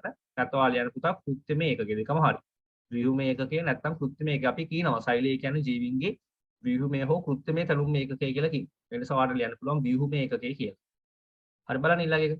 සෛල පටක ආකාරයට සංවිධානය කිරීමේදී පෙන්වන ලක්ෂණයක් සඳහන් කරන්න. දැන් මේ බලන්න දරුවනේ. සෛල ඊට පස්සේ මොනවද? සෛල කිහිපයක් එකතු කරලා තමයි පුතා මොනවා හැදෙන්නේද? පටක. පටක ගොඩාක් එකතු කරලා තමයි පුතා මොනවා හැදෙන්නේද? අවයව හැදෙන්නේ. අවයව ගොඩාක් එකතු කරලා තමයි දරුවනේ හැදෙන්නේ මොනවාද? පද්ධති. පද්ධති ගොඩාක් එකතු කරලා තමයි දරුවනේ මොනවා හැදෙන්නේද? ජීවි. එහෙනම් ඔයාලට තේරෙන්න මේ හැම එකක්ම හැදෙන්න බලපෑවේ කවුද? අන්තිමට මේ ජීවියා හදන්න බලපෑවේ කවුද? සෛලනේ බලපෑවේ. මොකද සෛල ඔක්කොම එකතු කරලානේ මේවා ඉතිරි ටික හැදෙන්නේ. එහෙනම් ඒක තමයි අහන්නේ. සෛල පටක ආකාරයට සංවිධානය වීමේදී පෙන්වන ලක්ෂණ සඳහන් කරන්න. ඒතකොට ලියන්න පුතා සීලුම සංවිධාන මට්ටම් නිර්මාණය කිරීමට සෛල දායක වන බව. මම නැවත කියන්නම්. සීලුම සංවිධාන මට්ටම් නිර්මාණය කිරීමට සෛල දායක වන බව. සීලුම සංවිධාන මට්ටම් නිර්මාණය කිරීමට සෛල දායක වන බව. සීලුම සංවිධාන මට්ටම් නිර්මාණය කිරීමට සෛල දායක වන බව. අපේ සංවිධාන මට්ටම් ලැබුත් ලියන්න ඕනේ සෛල පටක අවයව පද්ධති ජීවියක් තමයි සංවිධාන මට්ටම්. මේ තියෙන හැම සංවිධාන මට්ටමක්ම නිර්මාණය කරන්න දරුවනේ සෛල දායක වෙනවා. එහෙනම් ඒක තමයි අපි ලියන්නේ. ඒක තමයි පෙන්වන ලක්ෂණ. සෑම සංවිධාන මට්ටමක්ම නිර්මාණය කිරීමට සෛල දායක වෙනවා. හරි දරුවනේ අපි ඉක්මනට තුන්වෙනි ප්‍රශ්නේ බලමු. මේ තුන්වෙනි ප්‍රශ්නේ අහලා තින්නේ 2012ද කොයි? මේ කතාව හරියට 2012. බලන්න. පළවෙනි රූපය හා දෙවන රූපය මගින් දැක්වෙන්නේ ශාක සෛලයක හා සත්ව සෛලයක ඉලෙක්ට්‍රෝන අන්වික්ෂීය ව්‍යුහ වල රූප සඳහන් වේ. ඒවා හඳුනාගෙන සිතිවිලි මත ලියන්න. හරි. එතකොට දැන් මේකේ පුතා වාට පෙන්නන මේ එළිය මෙහෙම බිත්තියක් වගේ තියෙනවා. දැන් එළියෙන් ලාවට බිත්තියක් වගේ තියෙනවා. දැන් ඕක බිත්තිය දැක්ක ගමන් සාමයේ මැද රිත්තකයක් පේනවද ඔයාලට? මැද රිත්තකයකුත් තියෙනවා. ඒ නිසා මේක අනිවාර්යයෙන් මොන සෛලයක් වෙන්න ඕනද? ශාක සෛලය. අපි දන්නවා ශාක සෛල වල තමයි සෛල බිත්තියක් තියෙන්නේ. ඒ වගේම දරුවනේ රිත්තකයක් තියෙන. ඒ නිසා මේක අහන්න දෙයක් නැහැ මේ ශාක සෛල. එහෙනම් මේක ශාක සෛලයක් වුණා නම් මේක මොකක්ද? සත්ව සෛල. එකක් ශාක සෛලය නැගිට අනිත් එක මොනවාද? සත්ව සෛලයක්. අපිට ඒක ලියන්න පුළුවන්. මේ එකම ප්‍රශ්න අහලා තින්දරු. ඉහත රූප සටහන් වලින් දැක්වෙන පරිදි ශාක සෛලයක ඇති සත්ව සෛලයක නැති ලක්ෂණ දෙක මොනවාද? අපිට ලියන්න පුළුවන් ශාක සෛලයක සෛල බිත්තියක් ඇත. මේ සෛල බිත්තියක් ඇත. ඒ වගේම මොනවා තියෙනවද? මධ්‍ය විශාල රිත්තක ඇතමින් මධ්‍ය විශාල රිත්තක තියෙනවා. මධ්‍ය විශාල රිත්තක තියෙනවා. ඒ වගේම මොනවා තියෙනවද? සෛල බිත්ති තියෙනවා. එහෙනම් ඒක දෙක ලියුණා නම් හරි දරු. සෛල බිත්ති ඇත. මධ්‍ය විශාල රිත්තක ඇත. අර එකම ප්‍රශ්න අපි MCQ සාකච්ඡා කරද්දී තාම ප්‍රශ්න තමයි. එකම විදියට තමයි පුතා යන්නේ. උතුරාට ලියන්න පුළුවන්. සෛල බිත්ති ඇත. මධ්‍ය විශාල රිත්තක ඇත. ඒවා තියෙනවා ශාක සෛලවල. හැබැයි මොනවා නැද්ද? සත්ව සෛලවල නැහැ. සත්ව සෛලවල නැහැ දරුවෝ. බලන්න ඊළඟ ප්‍රශ්නේ. x සහ y අක්ෂර වලින් දක්වා ඇත. අපි බලමු මේක x මේක නිකන් රූපේ එච්චරම පැහැදිලි නෑ දරුවෝනේ. මේක x නම් ඔයාලට දැක්කම කියන්න පුළුවන් දරුවෝනේ මේ x කියන්නේ මේ දණ්ඩාකාර ෂේප් එකක් වගේ තියෙන්නේ. මේ රූපේ x අපිට ගන්න පුළුවන් පුතා මයිටොකොන්ඩ්‍රියමක් කියලා. මේක රූපේ එච්චරම ළමයෝ ක්ලියර් නැහැ. අපි හිතමු x කියන්නේ මයිටොකොන්ඩ්‍රියම් කියලා. එහෙනම් x හිතන්න මයිටොකොන්ඩ්‍රියම නම් මයිටොකොන්ඩ්‍රියමේ කෘත්‍යය මොකද්ද? සෛලීය ස්වායු ශ්වසනය සඳහා දායක වේ. x අපි ගත්තොත් මයිටොකොන්ඩ්‍රියම කියලා. රූප එච්චරම ගොඩාක් ක්ලියර් නැහැ. x අපි ගත්තොත් පුතා මයිටොකොන්ඩ්‍රියම කියලා ටිකක් දණ්ඩාකාර ෂේප් එකක් ගන්න නිසා අපිට කියන්න පුළුවන් සෛලීය ශ්වසනය සඳහා දායක වේ. සෛලීය ශ්වසනය සඳහා දායක වීම කියලා අපිට ලියන්න පුළුවන්. සෛලීය ශ්වසනය සඳහා දායක වී. ඊට පස්සේ අපෙන් අහනවා මේකේ y අනේ දරුවනේ y නම් මේකේ පැහැදිලි නෑ. ඒ නිසා මම y ගැන කියන්න යන්නේ නෑ. y ගැන මේක පැහැදිලි නෑ. ඒ නිසා මම y ගැන මේකේ මුකුත් සඳහන් කරන්න යන්නේ නෑ. හරි අපි බලමු තමයි දෙවෙනි ප්‍රශ්නය. සෛල විභාජනයේදී න්‍යෂ්ටි විභාජන වල ක්‍රම දෙකක් කියලා. ඒ කියන්නේ සෛල විභාජන ක්‍රම දෙකක් තියෙනවා කියලා කියන්නේ සෛල විභාජනයේ ආකාර දෙක. මොනවාද? ඌර්ණන විභාජනය සහ අනූර්ණන විභාජන. ඉන්න එක් ක්‍රමයක් සඳහන් කරන්න. ඔය එකක් ලියන්න. ඌර්ණනේ ලියන්න පුළුවන්. නැත්නම් අනූර්ණ විභාජනේ ලියන්න. කැමති එකක් ලියන්න. බලන්න ඊළඟ එක. ඔබ ඉහත 4 ආ. කොහෙද 4? කියන්නේ මේක වෙන්නේ නැති ළමයි මේ කියන්නේ 4 නෙමෙයි 2 වෙන්න ඕනේ. ඉහත 2 වෙන්න ඕනේ. ඔබ ඉහත දෙකේ ආහි සඳහන් කර විභාජන ක්‍රමයේදී මාතෘ ශෛලයෙන් න්‍යෂ්ටියේ තිබෙන වර්ණදේහ වලින් රූහිතෘ ශෛලයට හිමි වෙන වර්ණදේහ සංඛ්‍යාව. දැන් ඔයා මෙතන අනුරණය කියලා ලිව්වොත් මෙතන පුතා අනුරණය කියලා ලිව්වොත් ඔයා අපි දන්නවා අනුරණ විභාජනයේදී මාතෘ ශෛලයේ තිබිච්ච න්‍යෂ්ටියේ තියෙන වර්ණදේහ සංඛ්‍යාව තමයි රූහිතෘ ශෛල වලට ලැබෙන්නේ. එහෙනම් ඔයා අනුරණය ලිව්වොත් පුතා මෙතන ලියන්න ඕනේ ආංශක 46. ඔයා අනුරණය ලිව්ව. හැබැයි ඔයා ආංශක විදියට මෙතන ආංශක විදියට පුතා ඔයා ඌරණය ලිව්වොත් මෙතන ඌර්ණන විභාජනය ලිව්වොත් දරුවනේ ඔයා ලියන්න ඕනේ මෙතන ආංශික කීයද 23යි. අපි කතා කරා අනූර්ණ විභාජනයේදී මාතෘ ශෛලයේ තිබෙන වර්ණදේහ සංඛ්‍යාවට සමාන වර්ණදේහ සංඛ්‍යාවක් තමයි දරුවනේ රූහිතෘ ශෛල වලට ලැබෙන්නේ. හැබැයි ඌර්ණන විභාජනයේදී වෙන්නේ මාතෘ ශෛලයේ තිබෙන වර්ණදේහ සංඛ්‍යාවෙන් හරි අඩක් තමයි ලැබෙන්නේ. ඒ ටික හොතට ඔළුවේ ධාරණය කරගන්න. බලන්න ඊළඟ එක. න්‍යෂ්ටිය තුල වර්ණදේහ ඇත්තේ යුගල වශයෙන් සමජාත වර්ණදේහ යුගල ලෙස හැඳින්වේ. සමජාත වර්ණදේහ යුගලක් කියන කුමක්? අන්න වැඩි. මොන්න බලන්න මොකද සමජාත වර්ණදේහ යුගලක් කියන්නේ? සමජාත වර්ණදේහ යුගලක අපි කලින් ඇන්දි. සමජාත වර්ණදේහ යුගලක් කියන්නේ මවගෙන් සහ පියාගෙන් ලැබෙන රූපෙන් සමාන වර්ණදේහ යුගලක. මම නැවත කියන්නම්. මේක අහනවා සමජාත වර්ණදේහ යුගලක් කියන්නේ මොකද්ද? මවගෙන් සහ පියාගෙන් ලැබෙන රූපෙන් සමාන වර්ණදේහ යුගලක්. මවගෙන් සහ පියාගෙන් ලැබෙන රූපෙන් සමාන වර්ණදේහ යුගලකට ජෝඩුවකට අපි කියනවා සමජාත වර්ණදේහ යුගලක්. මිනිසාගේ ශෛලයක සමජාත වර්ණදේහ යුගල් 23යි වර්ණදේහ 46යි. එක වෙනසක් වෙන්නේ නැහැ. වර්ණදේහ 46යි සමජාත වර්ණදේහ යුගල් 23යි. මොනවාද සමජාත වර්ණදේහ යුගල් කියන්නේ? මවගෙන් හා පියාගෙන් ලැබෙන රූපෙන් සමාන වර්ණදේහ හරි ළමයි අපි හතරවෙනි ප්‍රශ්නේ පොඩ්ඩක් බලමු. මේ හතරවෙනි ප්‍රශ්නේ නිකන් පොඩි ප්‍රශ්නයක් බලන්න. ඒක ශෛලික ජීවියෙකුට තම පැවැත්ම සඳහා අවශ්‍ය සීලම ජීව ක්‍රියා තනියම ඉටු කරගත හැකියි. බහුශෛලික ජීවීන්ටද තම ජීව ක්‍රියා සියල්ල තනියම ඉටු කරගත හැකිමුත් ඔවුන්ගේ දේහයෙන් වෙන් කර ගන්නා තනි ශෛලයකට ඒක ශෛලික ජීවියෙකුෙන් ක්‍රියා කළ නොහැකි. මෙසේ වන්නේ බහුශෛලික ජීවියෙකු පිළිවෙලින් ශෛල පටක අවයව පදිත ජීවියා යන සංවිධාන මට්ටම් අනුව ගොඩ නැංවී ඇති බැවින් ශෛලය යන සංවිධාන මට්ටම ආйти වන ප්‍රොටෝසෝවා ජීවී. හරි ලේසි ප්‍රශ්නේ මේ කතන්දරේ මෙහෙම කියලා අන්තිම ප්‍රශ්නේ පොඩි දෙයක් අහන්න. අපෙන් අහනවා ශෛලයේ තියෙන ඒක ශෛලික ප්‍රොටෝසෝවාවෙක් අහන්න. ඒක ශෛලික ප්‍රොටෝසෝවා. ඔන්න ඔයාලට 10 වසර ජීවීන්ගේ වර්ගීකරණයේ පාඩම හොඳට ඔළුවේ තියෙන්න ඕන. හැබැයි මේක 9 වසර ළමයට උනත් කියන්න පුළුවන්. ඒක ශෛලිකයි. ඒක ශෛලික ප්‍රොටෝසෝවාවෙක්. ඔයාලට ලියන්න පුළුවන් පුතා ආන්සර්ස් විදියට ඇමීබා ලියන්න පුළුවන්. ඇමීබා කියන්නේ ඒක ශෛලික ප්‍රොටෝසෝවාව. නැත්නම් පුතා ඔයාලට ලියන්න පුළුවන් පැරමීසියම්. කැමති ආන්සර් එකක් උදේ. මේක දෙකෙන් ඕන එකක් තියෙනවා. පැරමීසියම්. ඒ වගේම දරුවනේ ඔයාලට ලියන්න පුළුවන් ඇමීබා පැරමීසියම් තමයි වඩාත්ම උදේ. මේ දෙන්නගෙන් කැමති එකක් ලියන්න. ඇමීබා ලියන්න පුළුවන්, පැරමීසියම් ලියන්න පුළුවන්. හරි යනවා දරුවනේ අපි ඔන්න දැන් ව්‍යුහගත රචනා ප්‍රශ්න තුනක් සාකච්ඡා කරා. අපිට තව ඉතිරි වෙලා තියෙන්නේ අවසානයේට රචනා ප්‍රශ්න ගැන සාකච්ඡා කරන්න. දැන් අපි අවධානය යොමු කරමු මෙම පාඩමෙන් ඇවිල්ලා තියෙන රචනා ප්‍රශ්න ගැන සාකච්ඡා කරන්න. දරුවනේ ඇවිල්ලා තියෙන්නේ තාම එක රචනා ප්‍රශ්නයක් පමණයි. ඒකත් 2016 පැරණි. කියන්නේ ඕල් සිලබස් එකෙන් තමයි ඇවිල්ලා තියෙන්නේ. ඒ නිසා මෙවට පොඩි හෝ සම්භාවිතාවක් තියෙනවා මේ පාඩමෙන් පොඩි හෝ රචනා ප්‍රශ්නයක් ඔයාලට එන්න. ඒතකොට මේකත් මෙන්න මේ වගේ දෙයක් තමයි මහලොකු සංකීර්ණ වෙන්නේ නැහැ. ඔයාලට මේ පාඩම හොඳට පුළුවන් නම් මේකක් සහ මේ පාඩමෙන් මෙන්න මේ වගේ ප්‍රශ්නකුයි ඌර්ණ සහ අනුර්ණ විභාජනයේ එකතු කරගත්ත ප්‍රශ්නයකුයි. ඒතකොට රූප සටහන් වලින් මේ ප්‍රශ්නයක් ආවට බය වෙන්න එපා. හොඳට කියවලා ඒ අදාළ දැනුමින් කරන්න. හරි අපි බලමු පළවෙනි ප්‍රශ්නේ. සත්ව ශෛලයකදී ප්‍රධාන කොටස් පහත දක්වා ඇත. මොන සත්ව ශෛලයකදී ප්‍රධාන කොටස් කිහිපයක් දක්වලා තියෙනවා. ප්ලාස්ම පටලය, මයිටොකොන්ඩ්‍රියා, ගොල්ගි දේහ, න්‍යෂ්ටිය, අන්තප්ලාස්මීය ජාලිකා යන ආදී වශයෙන් සත්ව ශෛලයකදී ප්‍රධාන කොටස් කිහිපයක් දක්වලා තියෙනවා. පළවෙනි එක අහනවා ස්වායු ශ්වසනයේ ශක්තිය මුදා හරින්නේ කුමන කොටසද? අපි කලින් කතා කරා දැන් මේ වෙද්දි ස්වායු ශ්වසනය කරලා ශක්තිය නිපදවන්නේ පුතා මෛත්‍රකොන්ඩියා. මෛත්‍රකොන්ඩියම තමයි මේකේ අනිවාර්යෙන්ම ස්වායු ශ්වසනයේ ශක්තිය මුදා හරින.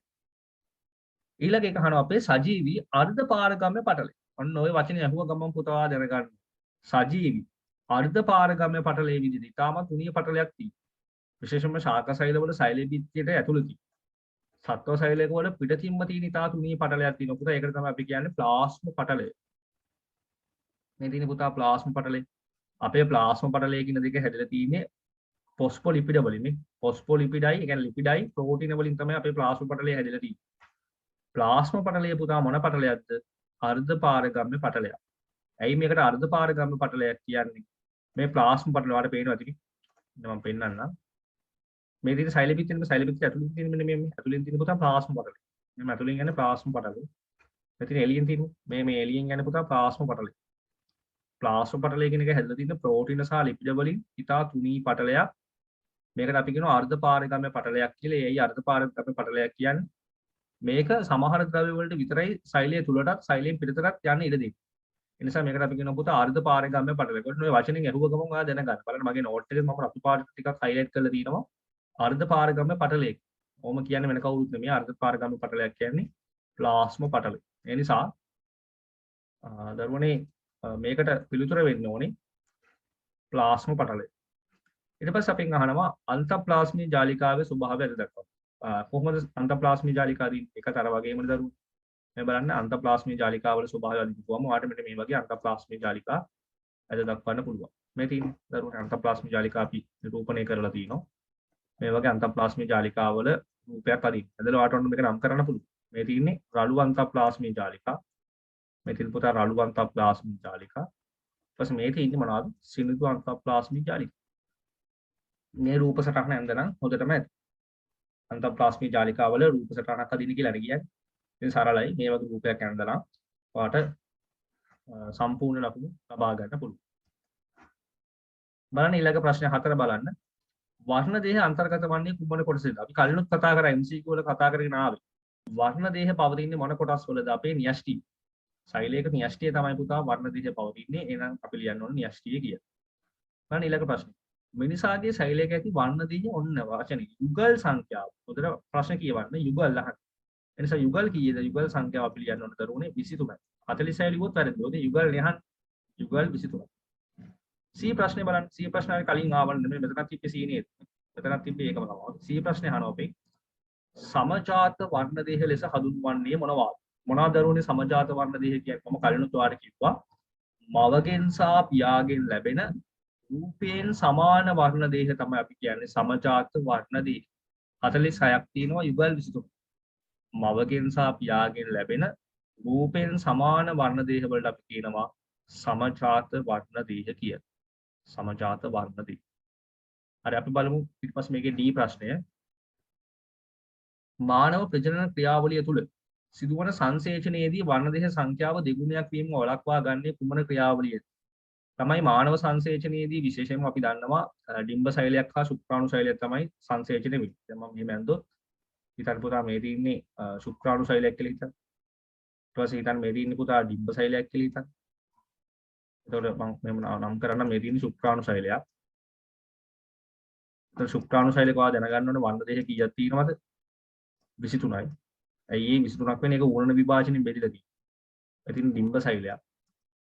ඩිම්බ සෛලයකත් වර්ණ දේහ කීයක් තියෙනවද? 23යි. ඇයි ඒක 23 වුනේ? ඒකත් ඌර්ණ විභාජන තමයි නිර්මාණය වෙලා තියෙන්නේ. ඊට පස්සේ මේ දෙක මෙහෙම එකතු වෙනවා. මේ දෙක එකතු වෙන ක්‍රියාවලිය තමයි පුතා අපි කියන්නේ ෆර්ටිලයිසේෂන්. ඒවත් සංසේචන. සංසේචන කියන්නේ ඒකයි. සංසේචනය වෙලා ඩිම්බ සෛලයක ශුක්‍රාණු සෛලයක සංසේචනය වෙලා හදනවා තනි සෛලයක්. මේක තනි සෛලයක් හදනවා දරුවෝ. තනි සෛලයක් හදනවා. අන්නේ තනි සෛලයට පුතා අපි කියනවා මොකද්ද? යුක්තාණු. තනි සෛලයට දරුවෝ අපි කියන්නේ මොකක් කියලාද? යුක්තාණු. දැන් බලන්න මේ යුක්තාණුවේ වර්ණ දේහ කීයද කියලා. ශුක්‍රාණු සෛලයේ වර්ණ දේහ 23යි, ඩිම්බ සෛලයේ වර්ණ දේහ 23යි, 23 ඔක්කොම කීයක් වෙනවද? 46ක්. එනෝ වර්ණ දේහ සංඛ්‍යාව 46ක් වෙන්නේ මේ ශුක්‍රාණු සෛලවල ඩිම්බ සෛලවල 23 ලෙස එන නිසා. ඒ 23 විදිහට එනවා කියන්නේ ඒවා වෙන්න නම් මොන විභාජනද වෙන්න ඕනේ පුතා? ඌර්ණ විභාජන. ශුක්‍රාණු සෛලවලත් වර්ණ දේහ 23 එන්න, ඩිම්බ සෛලවලත් වර්ණ දේහ 23 වෙන්න ඕනේ ඌනට විභාජන. එහෙනම් මේක අහනවා වර්ණ දේහ සංඛ්‍යාව දෙගුණයක් වීම බලාපොරොත්තු ගන්න කුමන ක්‍රියාවලියෙන්ද කියන්න ඕනවා ඌනන විභාජන. ඌනන විභාජනය මගින් තමයි පුතා මේ වැඩේ වෙන්නේ. ඌනන විභාජන. බලන්න ප්‍රශ්නේ අහලා තියෙන රටාව. ඔවම අහුවම ළමයිට කියා ගන්න බෑ. මානව ප්‍රජනන ක්‍රියාවලිය තුළ සිදුවන සංශ්ලේෂණයේදී වර්ණ දේහ සංඛ්‍යාව දෙගුණයක් වීම වළක්වා ගන්නේ කුමන ක්‍රියාවලියෙන්ද ලියන්න ඕනවා ඌනන විභාජන. ගන්න අවසාන ප්‍රශ්නේ ගැහණු දරුවෙකු ඇතිවීමට නම් යුක්තාණුක තිබිය යුතු වර්ණ දේහ සංඛ්‍යාව. ඉතින් ගැහණු දරුවෙකු නෙමෙයි පිරිමි දරුවෙකුවත් යුක්තාණුව තියෙද යුක්තාණුවේ වර්ණ දේහ වෙනවන පුතා 46යි. ඒක වෙනසක් නැහැනේ. යුක්තාණුවේ වර්ණ දේහ වෙන්න ඕනේ 46යි. යනු අද මේ වීඩියෝ තුලින් අපි ප්‍රධාන වශයෙන් 10 වන ශ්‍රේණිය 6 වෙනි පාඩම එනම් ශාස්ත්‍රශෛල හා සත්වශෛල වල ව්‍යුහය හා කෘත්‍ය කියන පාඩමින් 1985 ඉඳන්ම මේ දක්වා ඇවිල්ලා තියෙන බහුවර්ණ ව්‍යුහගත සහ රචනා ප්‍රශ්න ගැන සාකච්ඡා කරමු. ඒ අනුව ආදරණීය දුවේ පුතේ ඔයගොල්ලන්ට මතක් කරලා සිටිනවා මේ වගේම තවදුරටත් විද්‍යාව පාඩම් ඉගෙන ගන්න විශේෂයෙන්ම ඇවිල්ලා තියෙන ප්‍රශ්න පත්‍ර සාකච්ඡා කරන්න අවශ්‍ය නම් මතක් කරලා අපේ Vision Edu ශ්‍රී ලංකා YouTube නාලිකාවත් එක්ක එකතු වෙන්න අපිව subscribe කරන්න. විද්‍යාව විෂය හරියටම ගොඩ දා ගන්න ඕන නම් ඔයගොල්ලෝ යාළුවන්ටත් මේක පිළිබඳව දැනුවත් කරන්න. එහෙනම් අපි අදට සමුගන්නවා තවත් මේ වගේම විද්‍යාව වැදගත් පාඩමක් රැගෙන ඒමේ බලාපොරොත්තු. ඔබ සියලු දෙනාටම ජයග්‍රහණය ප්‍රාර්ථනා කරමි.